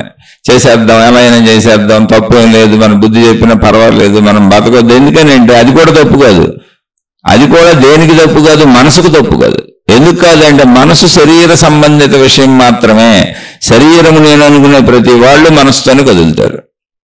ఒకవేళ జ్ఞానైనా ముందు మనసుతోనే కదలాలి, మంచివాళ్ళైనా మనసుతోనే కదలాలి. ఎందుకంటే అసలు ఆలోచన మనసులో పుట్టినాక, భావం మనసులో పుట్టినాక, ఇది కావాలని మనసులో అనిపించినాక అప్పుడు అది ఎలా చేయాలి, ఏం చేయాలి, ఇది తప్ప రైటా అనేది బుద్ధి చెబుతుంది. కాబట్టి ఫస్ట్ కదలిక మనసుదే. మనసు కదలికని వివేచించేది, విచక్షించేది, పరిశీలించేది బుద్ధి కనుక అది విచక్షణా జ్ఞానము. జడ్జి గారు అంతే, జస్ట్ ఓన్లీ 2 ఆన్సర్లు, తప్పు రైటు, చేయకూడదు. ఇందులో బుద్ధి బలం పెరిగిన వాళ్ళు మనసును అదుపు చేయగలుగుతారు. ఎందుకని? మనసు శరీరముల యొక్క బలం ఎక్కువ. ఎందుకని? అనుభవాలు ఉన్నాయి. కంటికి దృశ్యాల అనుభవాలుగా ఉన్నాయి, ముక్కుకు వాసనల అనుభవాలుగా ఉన్నాయి, చెవులకి శబ్దాల అనుభవాలుగా ఉన్నాయి, నాలుకలకు రుచుల అనుభవాలుగా ఉన్నాయి. స్త్రీ పురుష శారీరక సంబంధమైనటువంటి కోరికలు అత్యద్భుతమైనటువంటి ఆనందంగా, మహానందంగా అనుభవాలు ఉన్నాయి. అంటే శారీరక సంపర్కము, దాన్ని మించినటువంటి సుఖమే లేదు ప్రపంచంలో. అలాగే నచ్చింది తింటే ఉండే సుఖమే లేదు. అలా పంచేంద్రియ సుఖాలు, శబ్దస్పర్శ రూపరసగంధముల అనుభవాలు శరీరంతో ఉన్నాయి. అనుభవాలు నిజంగా ఉన్నాయి. జ్ఞానం అక్షర రూపంలో ఉంది, భావ రూపంలో ఉంది. అది పైకి మాత్రమే ఉంది తప్ప అక్కడ పదార్థం లేదు. కానీ ఇక్కడ శరీరంలో పదార్థం ఉంది, అనుభవం ఉంది, అనుభవించటం ఉంది, భావం ఉంది. అందుకని చాలా మంది 100కి 99 మంది కాదు, 1,00,000కి ఒక 10 మంది తప్ప అందరూ, ఆ 10 మంది కూడా బుద్ధి బలాన్ని పెంచుకున్న జ్ఞానులు, మహాత్ములు, మహర్షులు అయితే, ఏ గురువులో మహాత్ములు అయితే, నిజమైన వాళ్ళు అయితే, బుద్ధి బలం జ్ఞాన బలం పెరిగిన వాళ్ళు అయితే ఆ 10 మంది ఆపుకోగలుగుతారు. మనసును ఆపి, అంటే మనసును ఆపడం అంటే ఏంటి? తప్పులు చేయకుండా ఆపగలుగుతారు. మనసును ఆపడం ఉండదు, ఒప్పులన్నీ మనసుతోనే చేయాలి. నువ్వు ఏది చేసినా, ధర్మం చేసినా, మంచి చేసినా, ఏది చేసినా మనసుతోనే చేస్తావు. కానీ తప్పులు చెడుని ఆపేది బుద్ధి చెప్పుద్ది, తప్పు ఒప్పు చెప్పుద్ది. నువ్వు తప్పులు ఆపాలి అంటే బుద్ధి మాట వినాలి, చెడులు ఆపాలంటే బుద్ధి మాట వినాలి. మోసాలు, అన్యాయాలు, అక్రమాలు, అధర్మాలు, చెడులు చేయకుండా ఎవరు ఉంటారు అంటే బుద్ధి వికాసం పొందిన వాళ్ళు, బుద్ధి బలం పొందిన వాళ్ళు. కానీ బుద్ధి బలం పొందడానికి ఆధారం జ్ఞానమే తప్ప అనుభవాలు ఉండవు. చాలా జాగ్రత్తగా అర్థం చేసుకోండి. బుద్ధి బలం అంత తొందరగా పెరగదు. ఎంత విన్నా మారలేకపోతున్నామండి, ఎన్ని చేస్తున్నా మారలేకపోతున్నామండి, ఎన్ని చదివినా మారలేకపోతున్నామండి. పుణ్యక్షేత్రాలన్నీ తిరిగి వచ్చామండి, గురువులు ఉన్నారండి, 40 ఏళ్ళు 50 ఏళ్ళ నుంచి ఈ మార్గాల్లోనే ఉన్నామండి, ఇంట్లో నిత్యం దైవీ పూజలు, అర్చనలు, కార్యక్రమాలు మా మతానుసారం అన్ని పాటిస్తామండి, సాంప్రదాయాలు పాటిస్తామండి, సాధనలు చేసుకుంటామండి, అయినా కూడా మారడం లేదండి అంటే ఇవన్నీ కూడా కేవలము జ్ఞానపరమైన అంశాలు, అనుభవం లేదు అక్కడ. అంటే ఒక కంటితో నువ్వు దృశ్యం చూసి, ఒక సినిమా చూసి ఆనందించినట్టుగా ఏమీ లేదు. ఒక చెవితో నువ్వు అందమైన చక్కటి మ్యూజిక్తో కూడినటువంటి నీకు నచ్చిన పాటలు విని నువ్వు ఆనందం పొందినట్టు అక్కడ ఏమీ లేదు. నువ్వు అద్భుతమైనటువంటి నీకు నచ్చినటువంటి రుచికరమైన పదార్థాలు తిని నీ జిహ్వతో చక్కగా రుచి చూసుకొని, నాలుగుతో రుచి చూసుకొని సంతృప్తి పడి హాయిగా పడుకొని చక్కగా నిద్రపోయినటువంటి అనుభవాలు ఏమి లేదు, రుచి అనుభవాలు ఏమి లేదు. మనం గ్రహించాల్సింది ఏంటంటే అక్కడ అసలు అనుభవాలే లేవు. అంటే బుద్ధికి సంబంధించినటువంటి జ్ఞానపరమైనటువంటి విషయాలలో వినికిడి జ్ఞానము తప్ప అంటే వినికిడి ద్వారా ఎవరో చెప్పినటువంటి విషయాలను గ్రహించటం, లేదా పుస్తకాలు చదువుకోవటం, మహాత్ములు రచించినటువంటి జ్ఞాన గ్రంథములు చదువుకోవటం, ఇలా గ్రహించటం తప్ప, అంటే గ్రహింపు, జ్ఞాన గ్రహింపు తప్ప ఇంద్రియానుభవములు అక్కడ లేవు. ఇంద్రియానుభవములు ఎక్కడ ఉన్నాయి? మనసులో ఉన్నాయి. శరీరంతో ప్రపంచం నుండి మనం గ్రహించినవన్నీ కూడా మనసులో ఉన్నాయి. అంటే ఇంద్రియానుభవములతో శరీరం గ్రహించినటువంటి విషయములన్నీ మనసుగాను, జ్ఞానగ్రహింపు బుద్ధిగాను ఉన్నది. ఎక్కువ మనసుకు లోబడిపోవడానికి కారణం ఏంటి అన్నది పదే పదే చెబుతున్నాను. ఎందుకనంటే అక్కడ ఉన్నది ఇంద్రియానుభూతులు, మనసులో ఉన్నది ప్రధానంగా ఇంద్రియానుభూతులు. బుద్ధిలో ఏముందండి? ఇంద్రియానుభూతులు లేవు, జ్ఞానం ఉందంతే. జస్ట్ విచక్షణా జ్ఞానము. అది బుద్ధి శరీర సంబంధమైనది కాదు, బుద్ధి శక్తి సంబంధమైనది. అంటే విశ్వశక్తి ఏదున్నదో, సృష్టి శక్తి ఏదున్నదో, ప్రకృతి శక్తి ఏదున్నదో, దైవశక్తి ఏదున్నదో, ఆత్మశక్తి ఏదున్నదో, దేనిని బ్రహ్మము అని అంటున్నామో, దేనిని ప్రాణశక్తి అని మనలో పిలుస్తున్నామో, దానికి సంబంధించినది బుద్ధిశక్తి. అంటే ప్యూర్ కాన్షియస్నెస్. దానిలో ఒక ప్యూరిటీ ఉంది, అంటే ఉన్న శక్తి ఉన్నట్టుగా ఉంది. అయితే ఉన్న శక్తి ఉన్నట్టుగా ఉన్నప్పుడు బుద్ధిగా పనిచేస్తున్నది కేవలం జ్ఞానశక్తి. మళ్ళీ ఆ శక్తిలో చాలా శక్తులు ఉన్నాయి. పంచభూతముల ఆ శక్తి లక్షణములే. ఇచ్ఛాశక్తి, క్రియాశక్తి, జ్ఞానశక్తి ఆ శక్తి లక్షణములే. ఆకాశతత్వముగా అది స్థిరముగా ఉన్నది, సర్వవ్యాపకముగా ఉన్నది, అనంతముగా ఉన్నది. అలా సర్వవ్యాపకముగా, అనంతముగా, ఆకాశతత్వముగా ఉన్నటువంటి శక్తికే ఆత్మశక్తి అని పేరు పెట్టారు. దాన్నే బ్రహ్మము అని పిలిచారు. దాన్ని అనుభవం పొందిన వాళ్ళని, అంటే ఆ స్థితికి చేరుకున్న వాళ్ళని, వాళ్ళు పొందిన స్థితి పేరు మోక్షము అని చెప్పారు, ఆత్మసాక్షాత్కారం అని చెప్పారు. అటువంటి వారిని జీవన్ముక్తులు అని పిలిచారు. అంటే బుద్ధిగా పనిచేస్తుంది కేవలము జ్ఞానశక్తి మాత్రమే. అది ఎటువంటి శరీర సంపర్కములో కలిగి ఉండలేదు. శరీర సంపర్కము కలిగి, ఇంద్రియ సంపర్కము కలిగి, ఇంద్రియానుభూతులు కలిగి ఉన్నది మనసు. అందువలన శరీరము నేనన్న భావనలో ఉండే ఏ జీవుడైనా మనసుతోనే కార్యములు చేస్తాడు. అది దైవ కార్యముల, భక్తి కార్యముల, ఏదైనా కానివ్వండి. శరీరము నేనన్న భావనలో ఉన్న జీవుడు చేసేటువంటి సమస్త కార్యములు, అంటే భౌతికముగా తన శరీరమునకు అవసరమైన కార్యములు, తన కుటుంబమునకు అవసరమైన కార్యములు, వృత్తి వ్యాపార ఉద్యోగములు, భౌతిక ప్రపంచములో చేయు సమస్త కార్యములు మంచులు చెడులు. అలాగే ఆధ్యాత్మిక మార్గము పేరుతో, భక్తి మార్గము పేరుతో బాహ్యముగా శరీరముతో ప్రవర్తించు క్రియలన్నీ కూడా, భక్తి మార్గమైనా సరే, బాహ్యముగా భగవంతుడు, దేవుడు, దేవత అనేటువంటి పేరుతో, మతముల పేరుతో, మార్గముల పేరుతో బాహ్యముగా చేసేటువంటి క్రియలన్నీ కూడా మనసుకు సంబంధించినవి. అందుకే దేవుళ్ళు, దేవతలు, విధానములు, పద్ధతులు, మహిమలు, మాయలు, అద్భుతములు ఇవన్నీ మనోలోకమునకు సంబంధించినవి అని చెబుతూ ఉంటాను. మనోలోకము అంటే అదేదో దాన్ని తక్కువ చేయటం కాదు. మనసు శరీర సంబంధిత విషయములను అనుభవములుగా ఇంద్రియముల ద్వారా గ్రహించి లోపల ఉంచుకుంటుంది. ఇప్పుడు దేవుడికో రూపం ఉంది, దేవుడికో ప్రార్థనాలయం ఉంది, దేవుడికో మతం ఉంది, దేవుడికో విధానం ఉంది, దేవుడికో పద్ధతి ఉంది. అంటే అన్నీ ఒక లిమిటెడ్నెస్లో ఉన్నాయి.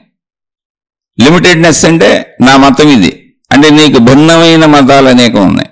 నా మార్గం ఇది, అంటే నీకు భిన్నమైన మార్గములు అనేకం ఉన్నాయి. నా పద్ధతి ఇది, అంటే నీకు భిన్నమైన పద్ధతులు అనేకం ఉన్నాయి. నా రంగిది, నేను వేసుకునే రంగిది, నేను ధరించే రంగిది. నా రూపం ఇది, అంటే నా వేషధారణిది. మతపరంగా నా వేషధారణిది, భౌతికంగా నా వేషధారణిది. ఇదంతా లిమిటెడ్నెస్. నీకు భిన్నత ఉంది, అక్కడ భిన్నమైనవి బోల్డ్ ఉన్నాయి.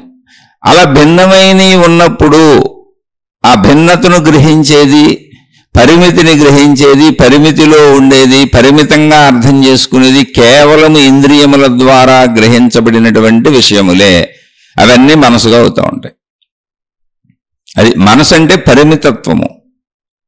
అందులో విభజన ఉంటుంది. విభజన ఉన్న చోట విభేదము కనబడుతూ ఉంటుంది.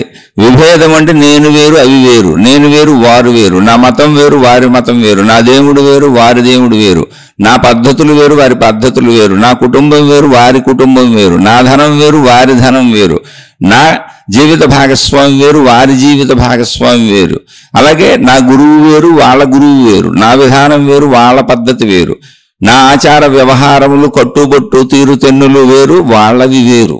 అంత వేరు వేరు అవుతూ ఉంటుంది మనస్సు. ఇది ఎక్కడ వేరు భావన ఉన్నా అది మనసే. మీరు దైవంతో నడవండి, గురువుతో నడవండి, మతంతో నడవండి, మార్గంతో నడవండి, పరిమితము వేరు భావన కల్పించేదంతా మనసే. అందుకని మనస్సుతో పనిచేస్తున్నామా బుద్ధితో పనిచేస్తున్నామా అంటే శరీర భావనలో జీవిస్తున్నటువంటి జీవుడు చేసేటువంటి భౌతికమైన పనులు కానీ, భౌతికములో మంచి పనులు కానీ, చెడ్డ పనులు కానీ, స్వీయ కోరికలు కానీ, కుటుంబ సంబంధిత విషయములు కానీ ఏవైనా సమస్తము, అలాగే ఆధ్యాత్మిక పరము అని చెప్పవచ్చు, దైవపరమని చెప్పవచ్చు, మతపరమని చెప్పవచ్చు, గురుపరమని చెప్పవచ్చు, మార్గపరమని చెప్పవచ్చు, సాధనాపరమని చెప్పవచ్చు, ఏవైనా దైవీ తత్వములకు సంబంధించి భక్తి మార్గములు కావచ్చు, కర్మ మార్గములు కావచ్చు, ఏదైనా సరే మనసుతో పరిమిత భావనతో అంటే పరిమితత్వముగా విభజనతో వేరు భావనతో చేసే క్రియలన్నీ కూడా మనసుకు సంబంధించినవే. ఒక జ్ఞానమే అనంతము, అందులో విభజన ఉండదు. మీరు దైవ కార్యక్రమములైనా దైవమునకు సంబంధించినవైనా మీరు మీ హృదయములో వేరు భావనతో చేస్తున్నారా లేదా చూడండి. మీ హృదయంలో వేరు భావన లేదు, కానీ మీరు ఒక మతంలో అనుసరిస్తున్నారు, ఒక మతంలో ఉన్నారు. అంటే పుట్టుకతో మతం వచ్చింది, అది మన ఎంపిక కాదు. మతం మన ఎంపిక కాదు, పుట్టుకతో వచ్చింది. తర్వాత కొంతమంది ఎంచుకొని మతాలు మారుతున్నారు, అది వాళ్ళ ఇష్టం. అంటే ఇది మనసు చేసే మాయ. మనసు ఏం చేస్తుందంటే ఎప్పుడు ఎంపికలు చేసుకుంటుంది. మీరే చెప్పులు కొనుక్కుందామని వెళ్ళారు అనుకోండి, మనసు ఏం చేస్తుంది? ఆ షాపులో ఉన్నటువంటి అనేక రకములను చూసి ఎంపిక చేసుకుంటుంది. మీరు బట్టలు కొనుక్కుందామని వెళ్ళారు అనుకోండి, మనసు ఏం చేస్తుంది? ఆ షాపులో ఉన్న అనేకమును చూసి ఎంపిక చేసుకుంటుంది. మీరు అలాగే కూరగాయలు కొనుక్కుందామని వెళ్ళారు అనుకోండి, అక్కడున్న అనేకము చూసి ఎంపిక చేసుకుంటుంది. అలా మీరు ఎక్కడికైనా వెళ్ళండి, అది ఎంపిక చేసుకుంటుంది. అంటే ఎంపిక అంటే అనేకములోంచి అనేకముగా వేరువేరుగా అనేకమును చూసి అందులోంచి కొన్నింటిని ఎంపిక చేసుకుంటుంది. అది భగవంతుడినైనా అంతే, ఎంపిక చేసుకుంటుంది. మార్గమును ఎంపిక చేసుకుంటుంది, గురువుని ఎంపిక చేసుకుంటుంది, ఆచార సాంప్రదాయ విధాన పద్ధతులను ఎంపిక చేసుకుంటుంది. ఆ ఎంపికలో ఒక్కొక్కసారి పుట్టిన మతంలో ఉండకుండా, ఎందుకని మనకు మతము పుట్టుకతో వచ్చింది. మనం ఏ తల్లిదండ్రులకు పుట్టామో ఆ తల్లిదండ్రులు వారు ఏ మతములో ఉన్నారో పుట్టుకతోనే ఆ మతం మనది అయిపోయింది, ఆ కులం మనది అయిపోయింది, ఆ జాతి మనది అయిపోయింది. అలా ఏర్పాటు చేసుకున్న వ్యవస్థలో వ్యావహారిక సత్యముల కోసం అది ఏర్పాటు చేసుకున్న వ్యవస్థ అది. అక్కడి నుంచి కొంతమంది ఎదుగుదలలో మనసు ఎంపికలు ఉంటాయి కనుక అదే మతంలో కొనసాగొచ్చు నచ్చితే, అంటే మనసుకు నచ్చటమే. లేదా పక్క మతంలో ఆకర్షణ బాగున్నప్పుడు అడ్డు వెళ్ళిపోవచ్చు, పక్క దేవుళ్ళకి వెళ్ళిపోవచ్చు. అందుకే చాలా మంది దేవుళ్ళను మారుస్తారు, గురువులను మారుస్తారు, జ్ఞాన గ్రంథాలు మారుస్తారు. అన్ని మార్చుకుంటూ వీటిని తిడుతూ ఉంటారు, వాటిని పొగుడుతూ ఉంటారు. వాళ్ళు ఎక్కడుంటే వాటిని పొగుడుతారు, పక్క వాటిని తెగుడుతూ ఉంటారు. లేదా కనీసం కొంచెం మంచి వాళ్ళైతే, కొంచెం అర్థమైన వాళ్ళైతే అయినా మనసు చేసే గారడీని దాటడం కష్టం. నా మార్గమే స్వచ్ఛమైనది అని చెబుతూ ఉంటారు. తన మార్గాన్ని బలపరుచుకుంటూ ఉంటారు. తనకు సంబంధించిన ఏ విషయములైనా బలపరుచుకుంటూ ఉంటారు. అది భౌతికం కావచ్చు. ఇప్పుడు నా కుటుంబం నాకు ముఖ్యం, అందులో తప్పు లేదు. కానీ అందులో జ్ఞాన సమభావము ఏమిటి అంటే నా కుటుంబము నాకెంత ముఖ్యమో అందరి కుటుంబములు వారికి అంతే ముఖ్యము. ఇక సమానత్వం వచ్చేసింది, ముఖ్యం అన్నది లేదు. నా పని నేను చేసుకుంటా, వాళ్ళ పని వాళ్ళు చేసుకుంటారు. ఎవరి పనులకి నేను అడ్డం వెళ్ళను, నా పనులకి ఎవరు అడ్డం రారు. జీవన్ముక్త స్థితి అంటే ఇది కాదు. ఈ జ్ఞానం అర్థం అవ్వలేదు, ఈ సమత్వము రాలేదు. సమత్వం అంటే అంతా సమానంగా కనపడడం కాదు. నాకెలా ఉంటుందో అందరికీ అలాగే ఉంటుందన్న సమభావన ఉన్నప్పుడు ఎవరికి నేను అడ్డం వెళ్ళను, నాకెవరైనా అడ్డం వస్తే తప్పుకు వెళ్ళిపోతాను. ఎందుకని వారికి తెలియదేమో, పాపం వారు గ్రహించలేదేమో అని. అంతే, అది జ్ఞాన లక్షణము. సమత్వము అంటే అంతే తప్ప శరీరం ఉండగా అన్ని సమత్వంగా కలిసి మిక్స్ అయిపోయి అన్ని ఒక పిండి శుద్ధలాగా అయిపోవు, అన్ని వేరువేరుగానే ఉంటాయి. కానీ భావన సమంగా ఉంటుంది. అలా మీరు ఏది చేస్తున్నా భావన సమంగా, ఇప్పుడు నేను ఈ మతంలో ఇక్కడ పుట్టాను కాబట్టి ఇందులో సాగుతున్నాను, ఇది ఊరికనే మతమని వ్యావహారిక గుర్తింపు పేరే తప్ప ప్రపంచంలో మానవ జాతి అంతా ఒకటే. అందరూ ఎవరికి అభిరుచులను బట్టి ఎవరికి తేలికగా అర్థమవుతున్న విధానం ఉన్నదో ఆ విధానములలో సాగుతున్నారు. అందరూ నాలాంటి వాళ్లే, అందరూ నాలాగానే సాగుతున్నారు. వారి మతములు, మార్గములు, విధానములు, పద్ధతులు, ఆచార వ్యవహారములు వేరువేరుగా కనపడవచ్చు, కానీ అందరి ఉద్దేశ్యము ఒక్కటే. ఎవరి మార్గములలో వారు సాగిపోతున్నారన్న సమత్వభావం వస్తుంది. అక్కడ విరోధ భావం, విభేద భావం ఉండదు. అసలు వాటి గురించిన ఆలోచన ఉండదు. నేను నువ్వు వేరు వేరు అనే ఆలోచనే ఉండదు. నా పనిలో నేను వెళ్ళిపోతా ఉంటావు, నీ పనిలో నువ్వు వెళ్ళిపోతూ ఉంటావు. నీ పనికి నేను ఎప్పుడు అడ్డం రాను, నా పనికి నువ్వు ఒకవేళ అడ్డం వస్తే నేను పక్కకు తప్పుకొని వెళ్ళిపోతూ ఉంటాను. అది సమత. సమత అంటే అంత కలిసిపోవటం కాదు. ఈ భావములు ఒకవేళ మీ లోపల వస్తే మీరు బుద్ధి యొక్క ఆధిపత్యంతో పనిచేస్తున్నట్టు. ఎందుకని బుద్ధి సమతతో ఉంటుంది, అనంతత్వంతో ఉంటుంది. బుద్ధి మనిషిలో బుద్ధిగా పనిచేసేది ఏంటి? అనంత ఆత్మశక్తి యొక్క, మనలో ఉన్న ప్రాణశక్తి యొక్క, విశ్వశక్తి యొక్క, ప్రకృతి శక్తి యొక్క, దైవశక్తి యొక్క శక్తి యొక్క ఒక అంశ, జ్ఞానాంశ బుద్ధిగా పనిచేస్తుంది.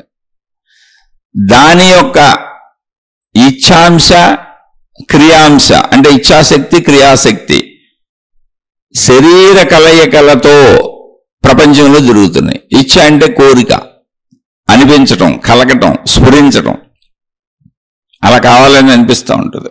ఇచ్ఛాశక్తి అది ఒక పరిమితత్వంతో నేను శరీరం అన్న భావనలో ఉన్న జీవుడు దాన్ని అలా వాడుకుంటున్నాడు. శరీర పరిమిత భావన ఉన్నప్పుడు అలాగే పనిచేస్తుంది. దానికి ఆ ఇచ్ఛాశక్తికి అనుగుణంగా క్రియాశక్తి పనిచేస్తూ ఉంటుంది. అందుకని క్రియాశక్తి శరీరం కదులుతూ ఉంటుంది, మనసు కదులుతూ ఉంటుంది. మనసు ఇచ్ఛాశక్తిగా, క్రియాశక్తిగా శరీరాన్ని కదుపుతూ ఉంటుంది. ఈ రెండింటికి అవి నడుస్తూ ఉంటాయి. కానీ బుద్ధికి ఓన్లీ జ్ఞానశక్తి మాత్రమే ఉంది. అంటే ఓన్లీ జ్ఞానశక్తి పనిచేసినప్పుడు బుద్ధి అది, ఇచ్ఛాశక్తి, క్రియాశక్తి పనిచేసినప్పుడు మనసుది. ఓన్లీ జ్ఞానశక్తి చెప్పిన దాన్ని మనసు వింటుందా వినదా, ఏ ప్రకారంగా మనం వెళతాము అన్నది బుద్ధి నిర్ణయం చేయదు. నేను చెప్పాను కదా నువ్వు అడుందుకు వెళ్ళావు అని మన హెచ్చరించదో, తిట్టదో, కొట్టదో. ఎందుకనంటే అనంత ఆత్మశక్తిలో, సృష్టిలో ఉన్నటువంటి సర్వమునకు స్వేచ్ఛ ఉంది. ఎందుకు ఆ స్వేచ్ఛ ఉన్నది అంటే సర్వమునకు అన్నప్పుడు మనం శరీర భావనలో, భేద భావనలో, పరిమిత భావనలో, నేను ఈ శరీరం అన్న భావనలో, సృష్టి అంతా వేరువేరుగా ఉన్న భావనలో, ఇదంతా వేరు అని భావించుకుంటూ జీవిస్తున్న జీవులం గనుక, ఈ అనేకత్వమును దర్శిస్తున్న జీవులం గనుక స్వేచ్ఛ ఉన్నది అని పదం వాడవలసి వచ్చింది. కానీ అనంత ఏకత్వ స్థితిలో మొత్తము ఇది ఏకముగానే ఉన్నది. మనకు విడిగా కనబడుతున్నదంతా ఏకముగానే ఉన్నది. ఆ ఏకత్వ సూత్రములోనే ఉన్నప్పుడు అది తనను తాను ఎందుకు బాధ పెట్టుకుంటుంది? దానికి స్వేచ్ఛే ఉంది. ఇప్పుడు నేను ఇండివిజువల్గా నాకు స్వేచ్ఛ ఉంది. నాకెవరైనా నా స్వేచ్ఛకు అడ్డుకట్ట వేయచ్చు ఇతరులు వచ్చి. శరీర భావనలో అలా భావించుకుంటున్నాం ప్రపంచంలో మనం. కానీ ఆత్మభావనలో, శక్తి భావనలో సృష్టి కూడా శక్తిగానే ఉన్నది. ఏకత్వమే, అఖండమే, అనంతమే. కనుక దానికి ఎప్పుడూ దానికి ఉన్నది స్వేచ్ఛే. ఎందుకంటే అది ఒకటే కాబట్టి. దాని స్వేచ్ఛను హరించేది రెండోది లేదు. అదే సర్వవ్యాపకం, అదే అనంతం, అదే అఖండం. ఆ స్థితి మనకు తెలియదు కనుక ఈ పదాలు వాడుకుంటున్నాం.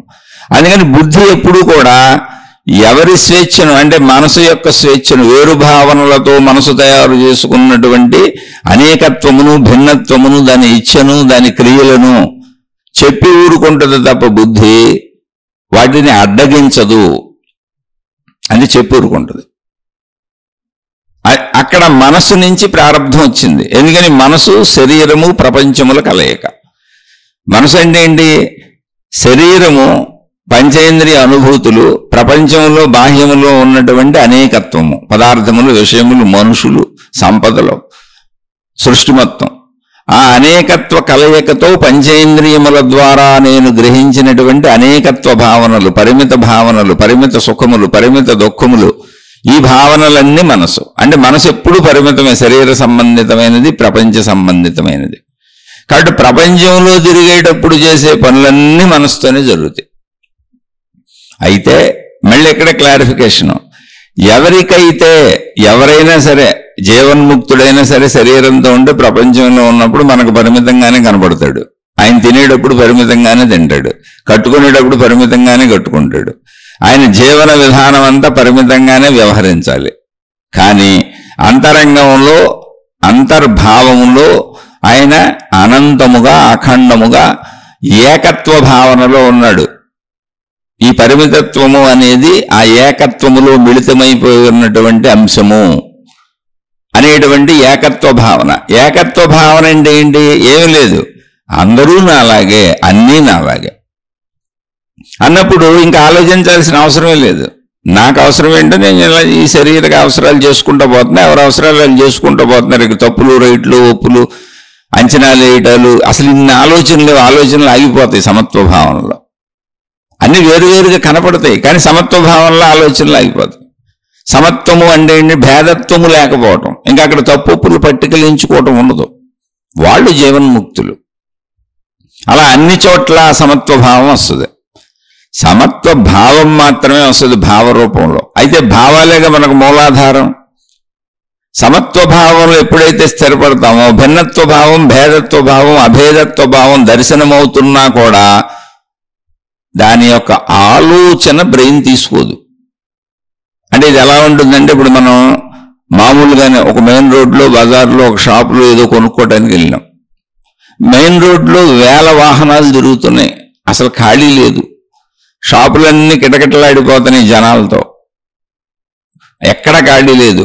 విపరీతమైన ట్రాఫిక్ మీదకు వచ్చేస్తుంది. అలా తప్పించుకుంటూ మనకు అవసరమైనటువంటి షాప్ ఎక్కడ ఉన్నదా అని వెతుక్కుంటూ, ఆ షాపునే లక్ష్యముగా పెట్టుకుని ఆ షాపునే చూసుకుంటూ ఆ వైపుగా వెళ్ళి ఆ షాపును కొనుక్కొని ఆ షాపు లోపలికి వెళ్ళి మనకు కావలసిన వస్తువులు కొనుక్కొని మరలా ఎంత ట్రాఫిక్ను తప్పించుకుంటూ ఇంటికి వచ్చాం. మన ఇంటి దగ్గర నుంచి బయలుదేరిన కాడి నుంచి మనం షాపు వరకు వెళ్ళి షాపులో వస్తువులు కొనుక్కొని తిరిగి ఇంటికి వచ్చే వరకు మనం దారిలో కొన్ని లక్షల విషయములను గ్రహించాం. లేకపోతే రోడ్డు మీద వెళ్ళటం కుదరదు, ట్రాఫిక్ తప్పుకోవటం కుదరదు. కానీ అవన్నీ మనకి గ్రహించినట్టు కాదు, మనకు అవసరమూ కాదు. అలా తప్పుకుంటూ వెళ్ళిపోయాం అంతే ఊరికని. అదొక సహజ ప్రక్రియ. అది అక్కడ మంచి చెడుల విశ్లేషణ ఉండదు, తప్పుల విశ్లేషణ ఉండదు. అక్కడ ఎటువంటి ఆలోచన ఉద్భవించదు. కేవలం నేను షాపుకి వెళ్ళడానికి అవసరమైనటువంటి ట్రాఫిక్ను తప్పుకుంటూ వెళ్ళిపోయేటువంటి ప్రక్రియ ఒకటే చేస్తుంటాను తప్ప ఇంకేమీ పట్టదు నాకు. ఎంతో మంది కనబడతారు, ఎన్నో వాహనాలు, ఎంతో రోడ్డు, ఎన్నో షాపులు, ఎన్నో దృశ్యాలు, ఎన్నో శబ్దాలు, ఎన్నో రకాలుగా అన్నీ మనకు కనపడతానే ఉంటాయి. పంచేంద్రియ గ్రహింపులు ఉంటాయి. కానీ మన దృష్టి దేన్ని గ్రహిస్తుంది? మనకు కావలసిన షాపుని గ్రహిస్తుంది. మరి ముందాటినన్ని గ్రహించలేదా? తప్పుకోలేదా? తప్పుకున్నాం, గ్రహించాం, కానీ దాంతో మనకు సంబంధం ఉందా? లేదు. మనలో ఏమైనా ఉద్వేగ భావములు ఉత్పన్నమైనయా? లేదు. మనలో ఏమన్నా కోరికలు ఉత్పన్నమైనయా? లేదు.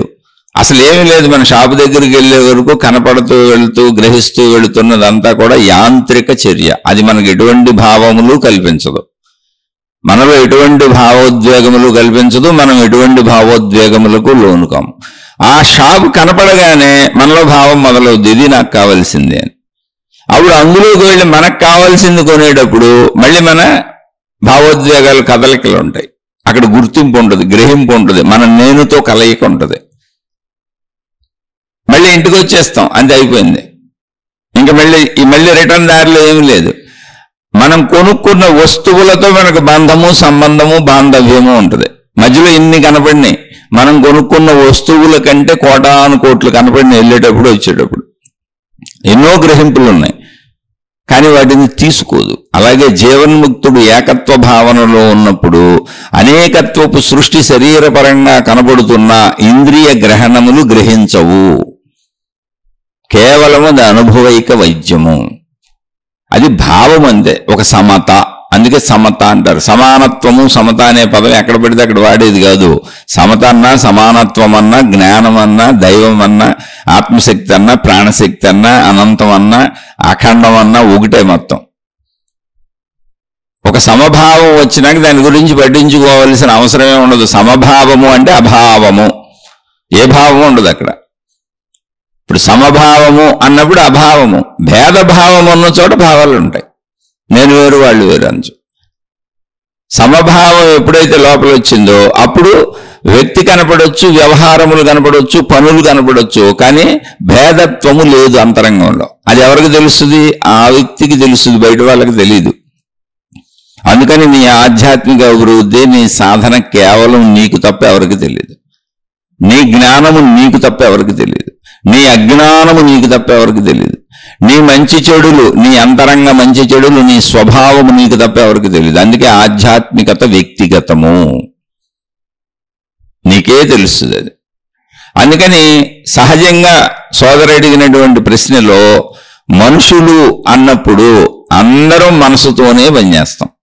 అయితే తప్పు ఒప్పు అని చెప్పినప్పుడు ఇది తప్పు చెయ్యకు, ఇది ఒప్పు చెయ్యవచ్చు అని చెప్పినప్పుడు కూడా తప్పొప్పుల ఆలోచన అసలు ఎందుకు వచ్చింది మనకి? మనసు ఒకదాన్ని కోరుకున్నది, ఒక అవసరతను చూపించినది. అవసరాన్ని తీర్చుకోవచ్చు, ఆ కోరిక తీర్చుకోవచ్చు, ధర్మంగా మంచిగా దాన్ని అనుభవించవచ్చు, పర్వాలేదు అని బుద్ధి చెప్పింది. అప్పుడు కూడా మనం బుద్ధితో చేయలా, మనసుతోనే చేసాం. మనసుతో శరీరం కోసం చేసుకున్నాం. కాకపోతే బుద్ధి చెప్పిన మాట విన్నాం. అయితే అప్పుడు బుద్ధి చెప్పిన మాట ఏంటి? ప్రాపంచిక సంబంధిత ధర్మాధర్మ విషయములలో నీ శరీరపరమైన, కుటుంబపరమైన, ప్రాపంచికపరమైనటువంటి ధర్మాధర్మ విషయములలో విషయం చెప్పింది అంతే. జస్ట్ అంతే. నీకు కావలసిన దాంట్లోనే చెప్పింది, నువ్వు కోరుకున్న దాంట్లోనే తప్పు చెప్పింది అంతే. అంటే నీ మనసులో విషయాల్లో, నీ ప్రపంచ విషయాల్లో, నీ బుద్ధిలో జస్ట్ జ్ఞానం నీ పరిమితంగా పనిచేసింది అంతే. అప్పుడు బుద్ధి మాట విన్నావు అంతే నువ్వు, కానీ మనసుతోనే పనిచేసేది. ఎందుకని నువ్వు అడిగింది చెప్పింది. అది నువ్వేం అడుగుతున్నావో దానిలో విచక్షణ చెబుతుంది, తప్పు ఇది రైట్ అని. ఆ పరిస్థితులకు అలా చేయొచ్చు, చేయకూడదని అంతే. కానీ మొత్తం మనసుతోనే జరుగుతుంది. అసలు మనసు కదలకపోతే, మనసు అడగకపోతే, మనసులో భావం పుట్టకపోతే, మనసులో ఆలోచన పుట్టకపోతే, మనసు కోరుకోకపోతే బుద్ధికి పనే లేదు. బుద్ధి అలా చెబుతుంది, దానికి మనసుకు సంబంధించిన వాటిని చెబుతుంది. అయితే ఎవరిలో అయితే జ్ఞానముతో సమత్వం వచ్చిందో, ఏది ఆధ్యాత్మిక తత్వంలో ఆత్మశక్తి పరంగా, దైవీతత్వం పరంగా, అంటే విడిగా శరీరపరంగా భౌతిక విషయాలలో బుద్ధి చెప్పినట్టు మీరు వింటున్నారనుకోండి, మీరు మంచివాళ్ళు అంతే. కానీ మీరు మనసుతోనే చేస్తున్నారండి. మీ మనసుతో మీ శరీరపరమైన, మీకు శరీర సంబంధితమైనటువంటి మీ మనసుతో మీకు సంబంధించిన విషయాలను మీరు మంచిగా జీవిస్తున్నారు. బుద్ధి చెప్పినట్టు తప్పులు చేయొద్దని తప్పులు చేయట్లే, అయినా మనసుతోనే చేస్తున్నారు. అవి మనసులోవే, కోరికలే, ఇష్టాలే. ధన సంపాదన కావచ్చు, శరీరపరమైనవి కావచ్చు, ఏవైనా కావచ్చు, అవి మనసుతోనే జరుగుతున్నాయి. ఎందుకని మనసు అప్పుడు చెబుతున్న విషయములేంటి, బుద్ధి అప్పుడు మీకు చెబుతున్న విషయములేంటి? మీ మనసు కోరిన విషయములు, మీ మనసు యొక్క అవసరములు, మీ మనసు యొక్క కోరికలు. వాటికి జస్ట్ తప్పు ఒప్పు చెబుతుంది. అది కూడా అక్కడున్న దేశకాల పరిస్థితులను బట్టి, మీ పక్కన ఉన్న మనుషులను బట్టి ధర్మము మంచి చెబుతుంది అంతే. కానీ మీరు అడిగింది ఏంటి? మీ కోరికలే, మీ ఆశలే. అందులో ధర్మం మంచి చెప్పింది. కాబట్టి అవి మనసుతో చేస్తున్నవే. పరిమిత భావనలన్నీ మనసుతో చేస్తున్నవే, విభేద భావనలన్నీ మనసుతో చేస్తున్నవే. బుద్ధి చెబితే మీరు వింటే మీరు మంచివాళ్ళు మాత్రమే అంతే. ఇలాగే ఆధ్యాత్మికతలో దైవీపరంగా, భక్తిపరంగా పరిమిత భావంతో ఒక పరిమిత దేవుడు, ఒక పరిమిత దేవత, ఒక పరిమిత మతం, ఒక పరిమిత విధానం, ఒక పరిమితమైనటువంటి విధానాలలో మీరు చేసేటువంటి బాహ్య క్రియలన్నీ కూడా అన్ని మనసుతో చేసేవి. అందుకని మనోలోకము. ఆ మనోలోకంలో మహిమలు ఉంటాయి, మాయలు ఉంటాయి, అద్భుతాలు ఉంటాయి, దేవుళ్ళు ఉంటారు, దేవతలు ఉంటాయి, నమ్మకాలు ఉంటాయి. అక్కడ నమ్మకం ఉంటుంది. నమ్మండి అని వాళ్ళు చెబుతూ ఉంటారు, కానీ నమ్మకము అనేదాన్ని ఒకసారి పరిశీలించండి మీరు. ఇప్పుడు మనం ఒక ప్రార్థనాలయం కట్టుకున్నాం. ఒక మతం పేరు మీద ప్రార్థనాలయాలు లక్షల కోట్లు ఉంటాయి. అన్ని ఎవరు నిర్మించారు? మనుషులే నిర్మించుకున్నారు. మనిషి తన ఇంటికి ఏం వాడాడో ప్రార్థనాలయానికి అదే వాడాడు. తన ఇంట్లో ఎలా ఏం పెట్టుకున్నాడో అలా ప్రార్థనాలయంలో తనకు నచ్చినటువంటి ఒకటి పెట్టుకున్నాడు. దేవుడనో దేవతనో, ఎవరి మతం ఏదైతే వాళ్ళు ఏర్పాటు చేసుకున్నటువంటి విధానం మనిషి ఏర్పాటు చేసుకున్నాడు. ఇంట్లో ఎట్లా ఏర్పాటు చేసుకున్నాడో భక్తి పేరుతో అలా ఏర్పాటు చేసుకున్నాడు. దాన్ని ఆధ్యాత్మికత అని పిలిచినా, భక్తి అని పిలిచినా, మతం అని పిలిచినా, మార్గం అని పిలిచినా, విధానం అని పిలిచినా, పద్ధతి అని పిలిచినా, గురువు అని పిలిచినా, ఏమని పిలిచినా, మాతాజీలని పిలిచినా అది మనోలోకపు చర్యే. అందుకని మనోలోకానికి ఎప్పుడు పరిమితాలు కావాలి, కట్టడాలు కావాలి, నిర్మాణాలు కావాలి, ఏదో ఒకటి కనపడుతూ ఉండాలి, ఇంద్రియ గ్రహింపులు కావాలి. మనోలోకము శరీర సంబంధితమైనది, దానికి ఎప్పుడు కూడా చూడటానికి వినటానికి ఇలా కావాలి. కానీ జ్ఞాన సంబంధమైనటువంటిది అన్న చూడండి, మీరు అనగానే కళ్ళు మూసుకుంటాం. జ్ఞాన సంబంధం అంటేనే కళ్ళు మూసుకొని అవగాహన, అర్థం చేసుకోవటం, ఏకత్వంలోకి వెళ్ళిపోవటం, ఆ పరిమితత్వాన్ని దాటేయటం. ఆ పరిమితత్వాన్ని దాటే ప్రక్రియ జ్ఞాన సంబంధం, అది బుద్ధి అంశ. అంటే బుద్ధి అంశలో మీరు ఇప్పుడు బుద్ధితో జ్ఞానాన్ని గ్రహించే ఆధ్యాత్మికత ఎలా ఉంటుందంటే ఇంద్రియానుభవాలు ఉండవు. ఇంద్రియానుభవాలతో పని లేదు. కానీ నేను మాట్లాడుతున్నా నేను భావాన్ని భాషగా వ్యక్తీకరిస్తున్నా. నాకు ఏ పని లేదు. ఇప్పుడు ఏ పని లేకుండా ఖాళీ రోడ్డు మీద ఊరిని నడుచుకుంటూ వెళ్తున్నాం, అసలు పనే లేదు. అనేక వెళ్తున్నాయి, రోడ్ల మీద కనపడుతున్నాయి, నాకు దేనితోనూ పని లేదు. అప్పుడు నేను పట్టించుకున్నట్ట నేనేమీ పట్టించుకోవట్లేదు, నడుస్తున్నాను అంతే. నాకు అవసరం ఉన్నప్పుడు, కోరుకున్నప్పుడు మాత్రమే నేను పట్టించుకుంటాను. అలా బుద్ధిపరంగా నేను మాట్లాడుతున్నా, మీరు చెవులతో వింటున్నారు, క్రియ జరుగుతున్నట్టుంది. కానీ ఇది శరీరపరమైన క్రియ కాదు, ఇంద్రియపరమైన క్రియ కాదు, ఏదో అనుభవానికి, ఇంద్రియానుభవానికి, కోరికకి అవసరమైనటువంటి క్రియ అసలు కానే కాదు. ఇంకా చెబితే కోరికలను అదుపు చేసి, కోరికలను అంతం చేసి ఏకత్వానికి పట్టుకుపోయేటువంటి ప్రక్రియ, అది బుద్ధి. అంటే బుద్ధితో డైరెక్ట్గా వెళ్ళిపోతుంది, ఇంటరాక్ట్ అవుతుంది. జ్ఞానం అంటే అది జ్ఞానంతో డైరెక్ట్గా ఇంటరాక్ట్ అవుతుంది. దానికి మాధ్యమం నేను మాట్లాడతా. ఎవరైనా సరే మాట్లాడేటప్పుడు నోటి యొక్క వాక్కు శబ్దమును గ్రహించేటువంటి చెవి ద్వారా లోపలికి వెళ్ళిపోయింది. అంటే శబ్ద రూపంలో జ్ఞానంతో ఇంటరాక్ట్ అయిపోయింది. అక్కడ అనుభవాల్లో, పదార్థాల్లో, విషయాల్లో, వస్తువుల్లో, రూపాల్లో, దృశ్యాల్లో ఏమీ లేవు. అందువలన బుద్ధి అంశలో నిలబడటం కష్టం. అయితే ప్రతి మనిషిలో ఉన్న బుద్ధి అంశ భగవత్ స్వరూపమే. ప్రతి మనిషిలో ఉన్నటువంటి బుద్ధి అంశ నేనే అని భగవద్గీతలో కృష్ణ పరమాత్మ అర్జునుడికి చెప్పడం జరిగింది. ఎందుకని? అది శరీరంతో గాని ఇంద్రియాలతో గాని కలుషితము కానటువంటిది స్వచ్ఛ జ్ఞాన శక్తి అంతే. అందుకే అది మన శరీరంలో ఉండి మనం చేసే ఆలోచన, మన కోరిక, మన పనికి, మనం ఆలోచిస్తున్నటువంటి విధానానికి కూడా, మన స్వీయానికి కూడా తప్పు ఒప్పు చెప్పుద్ది అది జడ్జి గారిలాగా. నిజంగా దాన్ని ఉపయోగించుకోగలిగిన వాళ్ళు అనంత ఆత్మతత్వానికి ప్రయాణించుకుంటూ వెళ్ళిపోతారు. భౌతిక పరంగా వాళ్ళని ఒకవేళ ఆ జ్ఞానం దాకా వెళ్లకుండా పరిమితత్వంతో ఉన్నప్పుడు వాళ్ళని మంచివాళ్ళు అంటారు అంతే. మంచి వాళ్ళందరూ మనసుతో బతుకుతున్న వాళ్ళే. ఎందుకని? నీకు ఇది మంచి చెడు నిర్ణయం చెప్పవలసి వచ్చిన అవసరం ఎక్కడొచ్చింది?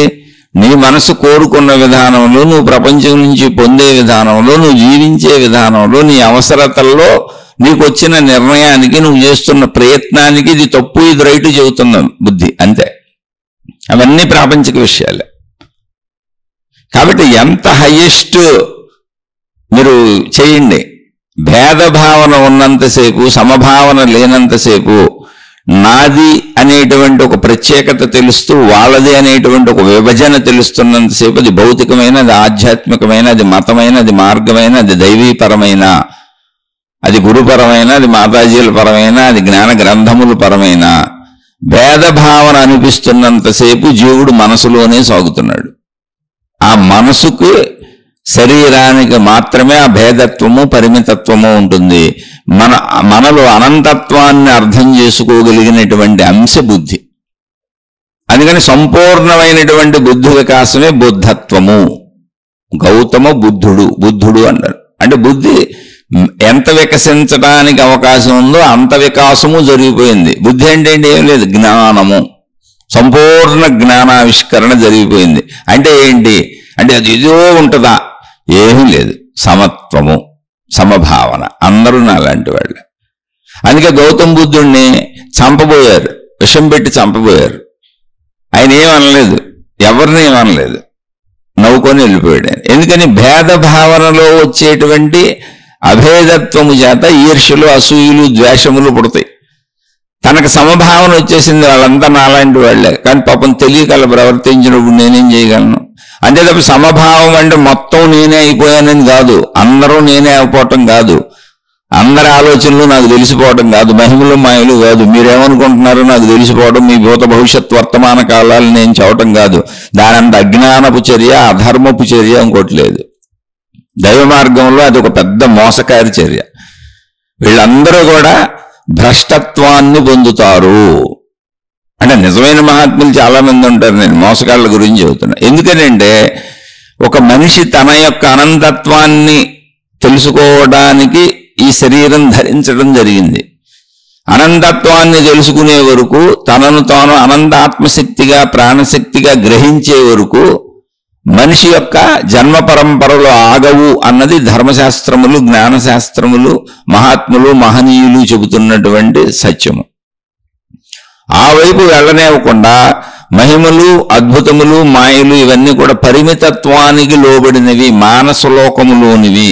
పరిమితము మతములు, పరిమితము ప్రార్థనాలయములు, పరిమితము ప్రార్థనాలయములలోని మనమే పెట్టుకున్నటువంటి దేవుళ్ళు, దేవతలు, తత్సంబంధ మతముల ఆచార వ్యవహారములు అన్ని పరిమితములు, పరిమితములు, పరిమితములు.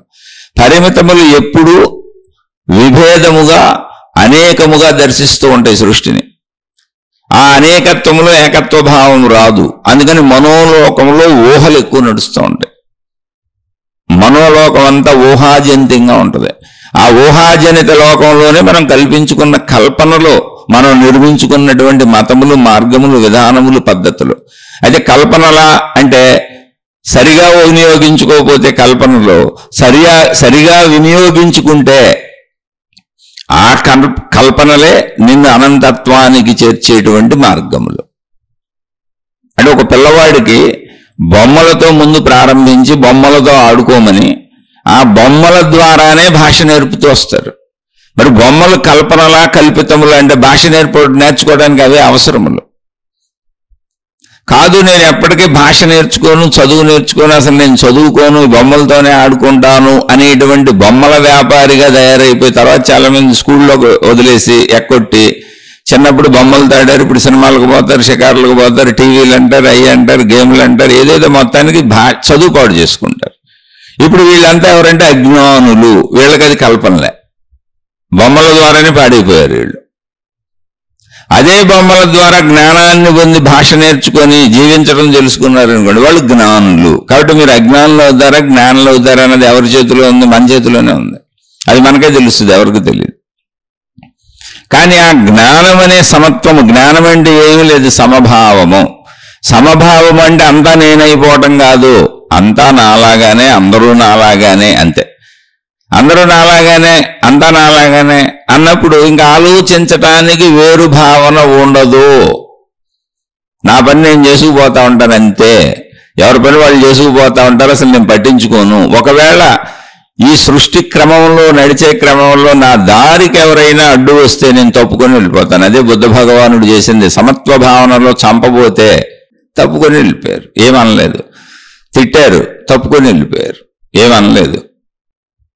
అనేక సంఘటనలు జరిగినాయి ఆయన జీవితంలో, అనేక అవమానాలు జరిగినాయి. మొహమ్మద్ ఎన్నోసార్లు తిట్టారు, ఒకతను మొహమ్మద్ మూసాడు, చంపే ప్రయత్నాలు అనేక సార్లు జరిగినాయి. కానీ అలా తప్పుకొని వెళ్ళిపోతున్నారు. ఎందుకని? సమభావన. ఇలా జీవన్ముక్తులైనటువంటి ఎంతో మంది మహాత్ములు ఒక మనుషులనే కాదు, జంతువులు, చెట్లు, పొట్లు, గుట్లు, ఏ విషయాన్నైనా సమభావన. సమభావన అంటే గుర్తుపెట్టుకోండి, మళ్ళీ చెబుతున్న అభావం అంతే తప్ప రాయి నేను ఒకటే, ఆ చెట్టు నేను ఒకటే, ఆ మనిషి నేను ఒకటే, ఈ జంతువు నేను ఒకటే అని పిచ్చెక్కించుకోవడం కదా, అది పిచ్చి, మూఢత్వం, మూర్ఖత్వం. ఇప్పుడు ఈ సమభావన కలిగినటువంటి మహాత్ములకు పాము వస్తే దాని చేత కనిపించుకోరు, అది పిచ్చి. అది పాము అని తెలుసు, అది విష జంతువు అని తెలుసు, దాని వైపు వెళ్ళకూడదని తెలుసు, వాళ్ళు పక్క నుంచి వెళ్ళిపోతారు. కక్ష కట్టి దాన్ని ఇప్పుడు చంపేయాలి, రేపు వచ్చి నన్ను చంపేస్తుందేమని దాన్ని చంపే ప్రయత్నం చేయరు. అది తేలని తెలుసు, దాంతో కుట్టించుకోకూడదని తెలుసు, దాన్ని తప్పించుకొని వెళ్ళిపోతారు, దాన్ని చంపేయాలని అనుకోరు. ఇలా ఉంటుంది సమభావన, అన్నీ తెలుస్తాయి. కాదు, సమభావాన్ని మీరు దుర్భావంగా అలవాటు చేసుకోవాలి అనుకుంటే అంతా నేనే అనుకొని వాళ్ళు నేనే, ఏడు నేనే, చెట్టు నేనే, పుట్టనేనే, గుట్టనేనే అనుకుంటా కూర్చుని మీకు పిచ్చి ఎక్కుద్ది. అది పిచ్చి. అదే చెబుతున్నా, మనోలోకము చేసే గారడ నుంచి తప్పించుకోవడం చాలా కష్టం. ఇలా జ్ఞానం చెప్పి సమభావం అంటే మళ్ళీ అదేం చెప్పుద్దో తెలుసా? ఆ చెట్టు నేనే, పుట్టనేనే, కుర్చీ నేనే, గుట్ట నేనే అట్ట అనుకోమని చెప్పుద్ది. అన్ని నేనే అని ఎట్ట అనుకుంటా, అన్ని వేరువేరుగానే ఉన్నావు. నువ్వు శరీరంతో అనుకుంటే ఎట్ట అవుద్ది? నీ శరీరం నీకుంది. నీ శరీరం ఉన్నంతకాలం భావస్థితిలో ఏకత్వమే తప్ప శరీర స్థితిలో అభేదత్వమే ఉంటుంది. అది ఎక్కడికి పోదు. ఇప్పుడు ఎలా ఉందో అలాగే ఉంటుంది. కానీ భావస్థితిలో సమభావం ఉండటం చేత భయం ఉండదు, దుఃఖం ఉండదు, బాధ ఉండదు. ఎందుకని? నన్ను ఎవరో తిట్టారు. భావస్థితిలో ఏకత్వం, అందరూ అలాంటి వాళ్ళే. మరి తిట్టాడుగా, బాధపడాలిగా? లేదు, తెలియదు అతనికి. పాపం నాకు అర్థమైంది, అతనికి అర్థం అవ్వలేదు అంతే. అంటే చిన్నపిల్లల్ని ఎత్తుకున్నప్పుడు వాళ్ళు మన మీద మలమూత్ర విసర్జన చేశారనుకోండి, తెలియదు అనిపిస్తుంది అంతే. వాళ్ళని కొట్టి తిట్టేయం, నేలకేసి కొట్టేయం, అయ్యయ్యో తెలియదు అనిపిస్తుంది. అదే మన సొంత పిల్లలు అయితే అసలు చాలా జాగ్రత్తగా మలమూత్ర విసర్జనలు మన మీద చేయటం అంటే దేవుడి అడుగు. వాళ్ళకి ఇబ్బంది లేకుండా ముందు శుభ్రం చేసేస్తాం. ముందు వాళ్ళకి శుభ్రం చేసి తర్వాత మనకు శుభ్రం చేసుకుంటాం.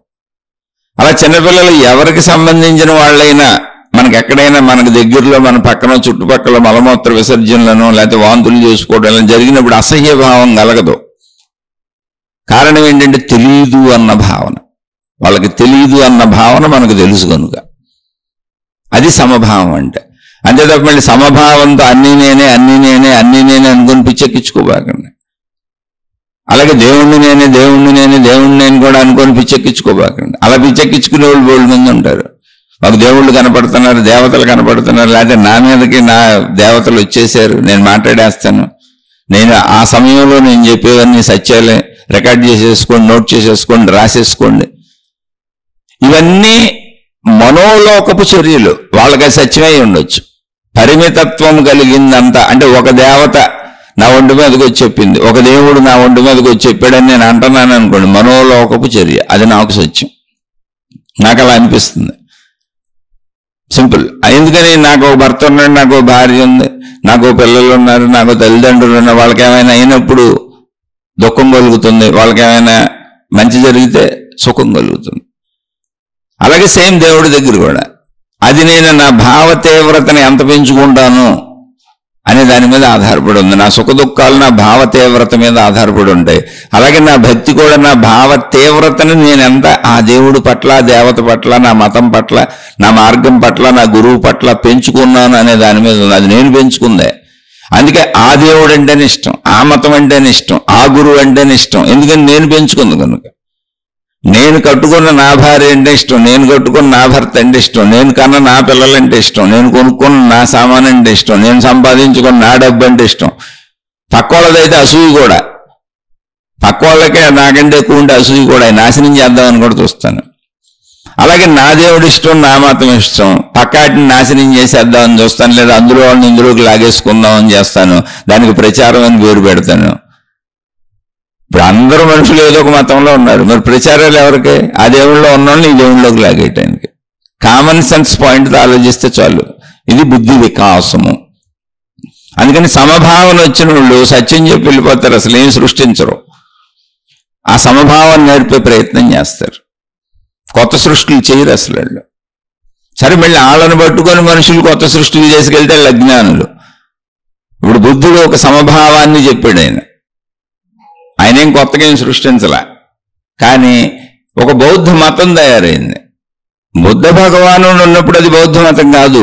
ఆయన శరీరము తర్వాత ఆయన్ని అనుసరించిన వాళ్ళందరూ ఏర్పరుచుకున్నటువంటిది బుద్ధుడు అనుచరులు. అంటే ఆయన్ని అనుచరిస్తూ సాగుతున్న మనలాంటి సామాన్యులు సంపూర్ణత్వాన్ని, సమత్వాన్ని, అనంతత్వాన్ని, నిర్వాణాన్ని పొందనటువంటి సామాన్యులు ఆయన్ని అనుసరిస్తూ ఆయన చెప్పిన మాటలను పాటించుకోవడానికి ఒక పేరు పెట్టుకున్నారు. పేర్లు ఎప్పుడు తయారవుతాయి. అది ఒక మార్గం అన్నారు. జీవించడానికి మార్గం ఏంటి? మంచిగా జీవించమని చెప్పాడు ఆయన. మంచిగా జీవించడానికి ఎన్ని రకాలు అవసరం అన్ని రకాలు చెప్పారు ఆయన. ఆ అన్ని రకాలు పట్టుకొని మాది మార్గం అన్నాం. బౌద్ధ మతము తప్పు రైట్ అని నేను అంటే విశ్లేషణ. మతాలన్నీ అలాగే వచ్చినాయి. క్రీస్తు ఆయన ఉన్నప్పుడు ఆయన ఏదో చెప్పారు, ఆయన దేశకాల పరిస్థితుల్లో ఆయన ఉన్న చోట మంచివి చెప్పారు, ఇలా జీవించమని చెప్పారు, ఇలా జీవించకూడదని చెప్పారు. ఆయన ఉన్నంత వరకు అది మతం కాదు, మార్గం కాదు. ఆయన శరీరం వదిలిన తరువాత వారి పేరు మీద ఏర్పడిన మతం. అలా అన్ని మతాలకే ఆది ఉంటుంది. ఒక చెప్పిన వ్యక్తి ఎవరో ఉంటారు, వాళ్ళ నుంచి వాళ్ళ పేరు మీద అది స్టార్ట్ అవుతుంది. ఇది మతము అంటే పరిమితత్వంలో ఉన్న వాళ్ళు సమత్వానికి చేరుకోవడానికి, సమత్వాన్ని చేరుకున్నటువంటి ఒక పురుషుడునో స్త్రీనో అనుసరించి సాగారు. అది మతం పేరు వచ్చింది. అలా ఏర్పరుచుకుంటూ ముందుకెళ్తున్నారు. అలా వెళుతున్నప్పుడు సమభావన కలిగి నీకు అందరూ నాలాంటి వాళ్ళు అని వెళ్తే నువ్వు బుద్ధితో జీవిస్తున్నట్టు. ఎక్కడైనా సరే మీరు భౌతికంలో అయినా ఆధ్యాత్మికతలో అయినా విభేద భావం లేకుండా, విరోధ భావం లేకుండా సమభావనతో, మళ్ళీ చెబుతున్న సమభావన అంటే పిచ్చి కాదు, ఆ చెట్టు నేను, ఈ కుక్క నేను, ఈ పిల్లి నేను అనుకుంటూ కూర్చుంటాం కాదు. అలా ఉండదు. ఆ పిచ్చి ఎక్కించుకోబాకండి. అలా ఎవరికే ఉండదు. జస్ట్ నాలాంటి వాళ్ళని భావరూపం. నాకు ఆకలి ఎంతో వాళ్ళకి అంతే. కాబట్టి కుదిరితే ఆకలికి వాళ్ళకి అన్నం పెడతాను, కుదరకపోతే అది నేను తినేసి మేలకుండా పోతాను. లేదు ఇంకా మంచివాడిని అయితే నేను తినకుండా ఈ పూటకు పూట తినబోతే ఏం పోయింది లేని వాళ్ళకి ఇస్తాను. అది నాకు ఆ నిమిషం నా నిర్ణయం. నేను తినకుండా వాళ్ళకి ఇవ్వటం వల్ల నేను గొప్పవాడిని కాదు, వాళ్ళని పట్టించుకోకుండా నేను తినడం వల్ల నేను తక్కువ వాడిని కాదు. నాకు అసలు భావనే పుట్టట్లేదు. సమభావం అంటే అది ఏదైనా జరగచ్చు. శరీరం ఉంది కనుక పోతా ఉంటాను, నశించే వరకు, శరీరం శిథిలమయ్యే వరకు శరీరపరమైన జీవితం బయట వాళ్ళకి అలా భేదత్వంతో కనపడుతుంది, కానీ అంతరంగంలో సమభావం ఉంటుంది. అంతే తప్ప పిచ్చి చేష్టలు, పిచ్చితనాలు ఉండవు. అయి నేనే, ఈ నేనే, అన్నీ నేనే అని అలా ఏం ఉండదు. భేదత్వం కనపడతానే ఉంటుంది శరీరానికి. ఎందుకని? కన్ను పరిమితంగా చూడగలదు, చెవు పరిమితంగా వినగలదు, అంత శరీరం అంతా పరిమితమే. కానీ అపరిమితం ఎక్కడుంది? జ్ఞానంలో, బుద్ధి అంశలో అర్థమైంది. అది మనసులో లేదు. మనసులో ఇంద్రియపరమైనటువంటి విషయాలు ఉన్నాయి, పరిమితమైన విషయాలు ఉంటాయి, పరిమితమైన భక్తి ఉంటుంది, పరిమితమైన మతం ఉంటుంది, పరిమితాలన్నీ మనసువే, శరీరపరమైన గ్రహింపులేవి. అందుకని పరిమితంతో చేసే అన్ని ప్రక్రియలు మనసుతోనే జరుగుతున్నాయి. అనంతత్వంతో ఏకత్వ భావంలో కాసేపు మీరు కూర్చున్న బుద్ధ్యంశలో ఉన్నారు, మెలకువలో. అదే మళ్ళీ నిద్రలో, గాఢ నిద్రలో మనకు శరీర భావాలు ఉండవు, అసలు ఏ భావం ఉండదు, అభావ స్థితికి వెళ్ళిపోతాం, నేనన్న భావం కూడా ఉండదు. అప్పుడు మనం ప్రాణశక్తిలోకి వెళ్ళాం. అది ప్రాణశక్తి ఎరుకని మనకు తెలియదు. అది ప్రాణశక్తి ఎరుకని, అదే అనంతాత్మశక్తి స్థితి అని, అక్కడ దేహభావన, మనోభావన లేదనేది సృష్టి చేసిన సహజ ఏర్పాటని బుద్ధి అంశతో గ్రహించి ఆ ప్రాణశక్తి అనుభవాన్ని పొందడానికి సహకరించేటువంటి అనంత ఆత్మశక్తి తత్వమే బుద్ధి అంశగా మనలో పనిచేస్తుంది. ఆ బుద్ధి వాడినప్పుడు సమభావం వస్తుంది. అందుకని మీరు సమభావంతో భౌతికంలో ఉన్న, ఆధ్యాత్మికంలో ఉన్న వేరు భావన లేనప్పుడు, సమభావంతో అందరూ నాలాంటి వాళ్లే అనుకుంటూ చేస్తున్నప్పుడు అన్ని బుద్ధితో జరుగుతున్న ప్రక్రియలు, అవి బుద్ధితో జరుగుతున్నాయి. వేరు భావనతో మీరు ఏది చేస్తున్నా, అది మంచి పనైనా, దైవకార్యమైనా, చెడ్డ పనైనా, ఏదైనా వేరు భావనతో, పరిమిత భావనతో, నేను అని శరీర భావనతో సాగుతున్న ఏ ప్రక్రియ అయినా, అది ఆధ్యాత్మికమైన, భౌతికమైన ఏదైనా అది మనసుతోనే సాగుతుంది. మనసుకు బుద్ధి సూచన ఇచ్చింది, సూచనలు పాటించావు కాబట్టి మంచోళ్ళు అంతే. చెడ్డోళ్ళు ఆ సూచనలు పాటించరు, అది ఆధ్యాత్మికమైన, భౌతికమైన. మంచివాళ్ళు, చెడ్డవాళ్ళు ఇక్కడ ఏర్పడతారు. మనసుతోనే జీవిస్తూ బుద్ధి సూచనలు పాటించేవాళ్ళు మంచివాళ్ళు, మనసుతోనే జీవిస్తూ బుద్ధి సూచనలు పాటించకుండా ఇష్టారాజ్యంగా వెళ్ళిపోయేవాళ్ళు చెడ్డవాళ్ళు. కాబట్టి ప్రతి మనిషిలోనూ మంచి చెడుల కలయిక ఉంటుంది కాబట్టి కొంచెం మంచి, కొంచెం చెడుగా ప్రవర్తించుకుంటూ పోతా ఉంటారు. కాసేపు వింటారు, కాసేపు వినరు. సంపూర్ణ బుద్ధి వికాసము మోక్షము. అక్కడ ఇంకా సమభావన ఉంటుంది అంతే. మళ్ళీ చెబుతున్న సమభావనలో పిచ్చితనం ఉండదు. కనబడిందంత చెట్టు నేనే, పుట్ట నేనే, గుట్ట నేనే, నీళ్లు నేనే, నది నేనే, బకెట్ నేనే, చెంబు నేనే, అలా అన్ని నేనే అయిపోయినటువంటి ఏకత్వ భావన అంటే అది కాదు, అది పెచ్చతనం. అందరూ నాలాగానే, అన్నీ నాలాగానే, నేను కూడా సమస్తము, ఈ సృష్టికి ఏ ఆధార శక్తి ఉందో నేను కూడా అదే శక్తి, అందరూ అదే శక్తి. ఒకవేళ భౌతికంలో వేరువేరుగా కనపడుతున్నారా? అందరూ నాలాగానే, అన్నీ నాలాగానే, అన్నీ వేరుగానే ఉంటాయి. అన్నీ నాలాగానే అన్నప్పుడు అసలు ఆలోచించవలసిన అవసరమే లేదు. దాని గురించి వెనక వివరణలు కూడా ఇచ్చుకుంటూ వచ్చాను. ఇంకా మీకు అర్థం కాకపోతే తప్పకుండా వివరణలు ఇస్తాను. ఎందుకంటే ఇది ఆధ్యాత్మిక చదువు, ఆత్మజ్ఞాన చదువు. ఎన్నిసార్లు ఎంత విపులంగా చెప్పుకున్నా తప్పులేదు. అది అర్థమయ్యే వరకు చెప్పుకుంటూ ఉండాల్సిందే, అది అనుభవం అయ్యే వరకు చెప్పుకుంటూ వింటూ ఉండవలసిందే. అది అర్థమయ్యే అనుభవం అయితే మనంత అదృష్టవంతులు లేరు. అదే మోక్షము, అదే ఆత్మ సాక్షాత్కారము. జ్ఞానము ఇంద్రియ గ్రాహ్యము కాదు, ఇంద్రియానుభవము కాదు. డైరెక్ట్ జ్ఞానము బుద్ధితో బుద్ధి సంపర్కము జరుగుతుంది. అందుకని ఎవరైనా సమభావనలో పనిచేస్తే బుద్ధితో పనిచేసినట్టు, పరిమిత భావనలో అది దైవ కార్యములైన స్వీయ కార్యములైన భౌతికమైన మనసుతోనే చేస్తున్నట్టు. ఇది నాకు అనిపించినటువంటి విషయము. మీరు దీన్ని సత్యమని నమ్మవలసిన అవసరం లేదు. వినండి, 1-2 సార్లు వినండి. మీకు కూడా సత్యం అనిపిస్తే దాన్ని విశ్లేషించుకొని ఏదైనా మీ మంచి నడకకి, ఆధ్యాత్మిక నడకకి, జ్ఞాన నడకకి ఉపయోగపడితే ఉపయోగించుకోండి, లేదా వదిలేసేయండి. నేను సామాన్యుణ్ణి, నేను అతి సామాన్యుణ్ణి. ఊరికనే ఇవన్నీ నేను చెబుతున్న విషయాలు అనేక గ్రంథములు చదువుకొని అనేక మంది మహాత్ములు చెప్పినటువంటి ప్రవచనములు విని అందులో నేను గ్రహించిన సారాన్ని మీతో పంచుకుంటున్నాను. కనుక నేనేమి ఆథరైజ్డ్గా నాకు ఆధ్యాత్మికత తెలుసు, లేకపోతే నాకేదో అర్థమైంది, నేను పొందేశాను, నాకు ఆత్మ సాక్షాత్కారం అయిపోయింది, నాకు దైవ సాక్షాత్కారం అయిపోయింది అనేటువంటి స్థితిలో ఉన్న వ్యక్తిని అసలు కానే కాదు. నేను అతి సామాన్యుణ్ణి, మామూలుగానే జీవిస్తున్నాను. అతి కుటుంబ జీవితం, అతి సాధారణ జీవితం జీవిస్తున్నాను. ఇది కొంచెం తెలుసుకుందామని ఈ మార్గంలో ప్రయాణిస్తూ ఆ తెలుసుకునే ప్రయత్నంలో నేను నాకు మననముగా నేను చదువుకుంటున్న విషయాలు ఆధ్యాత్మిక చదువు అనే పేరుతో మీతో పంచుకుంటున్నాను. నచ్చిన వాళ్ళు విని మీకు అందులో అర్థమైన విషయాన్ని, నచ్చిన విషయాన్ని కామెంట్ రూపంలో తెలియజేయండి, సంతోషిస్తాను. నచ్చని వాళ్ళు వినటం మానేయండి. ఇది మీ మార్గం కాకపోవచ్చు, ఇది మీ మార్గం కాదు, అందుకే నచ్చలేదు. లేదు, నచ్చని విషయాలు ఉండొచ్చు, ఎందుకంటే నేను సామాన్యుడిని నేనే చెబుతున్నాను. నా గ్రహింపు సామర్థ్యం ఎంత, నేనెంత, నా జ్ఞానం ఎంత. కాబట్టి నేను కూడా సరిగా చెప్పలేకపోవచ్చు, నాకు సరిగా అర్థమయ్యి ఉండకపోవచ్చు. నన్ను క్షమించి విషయాలను వదిలేయండి. ఎవరిని పాడు చేయాలని, చెడగొట్టాలనే ఉద్దేశంతో మాత్రం ఇవి నేను చెప్పట్లేదు. చక్కగా విషయాలను అర్థం చేసుకోండి. శుభమస్తు. మీకు మీ కుటుంబ సభ్యులకు మేలు చేకూరుగాక. మరలా మరొక కొత్త శీర్షికతో కలుసుకుందాం.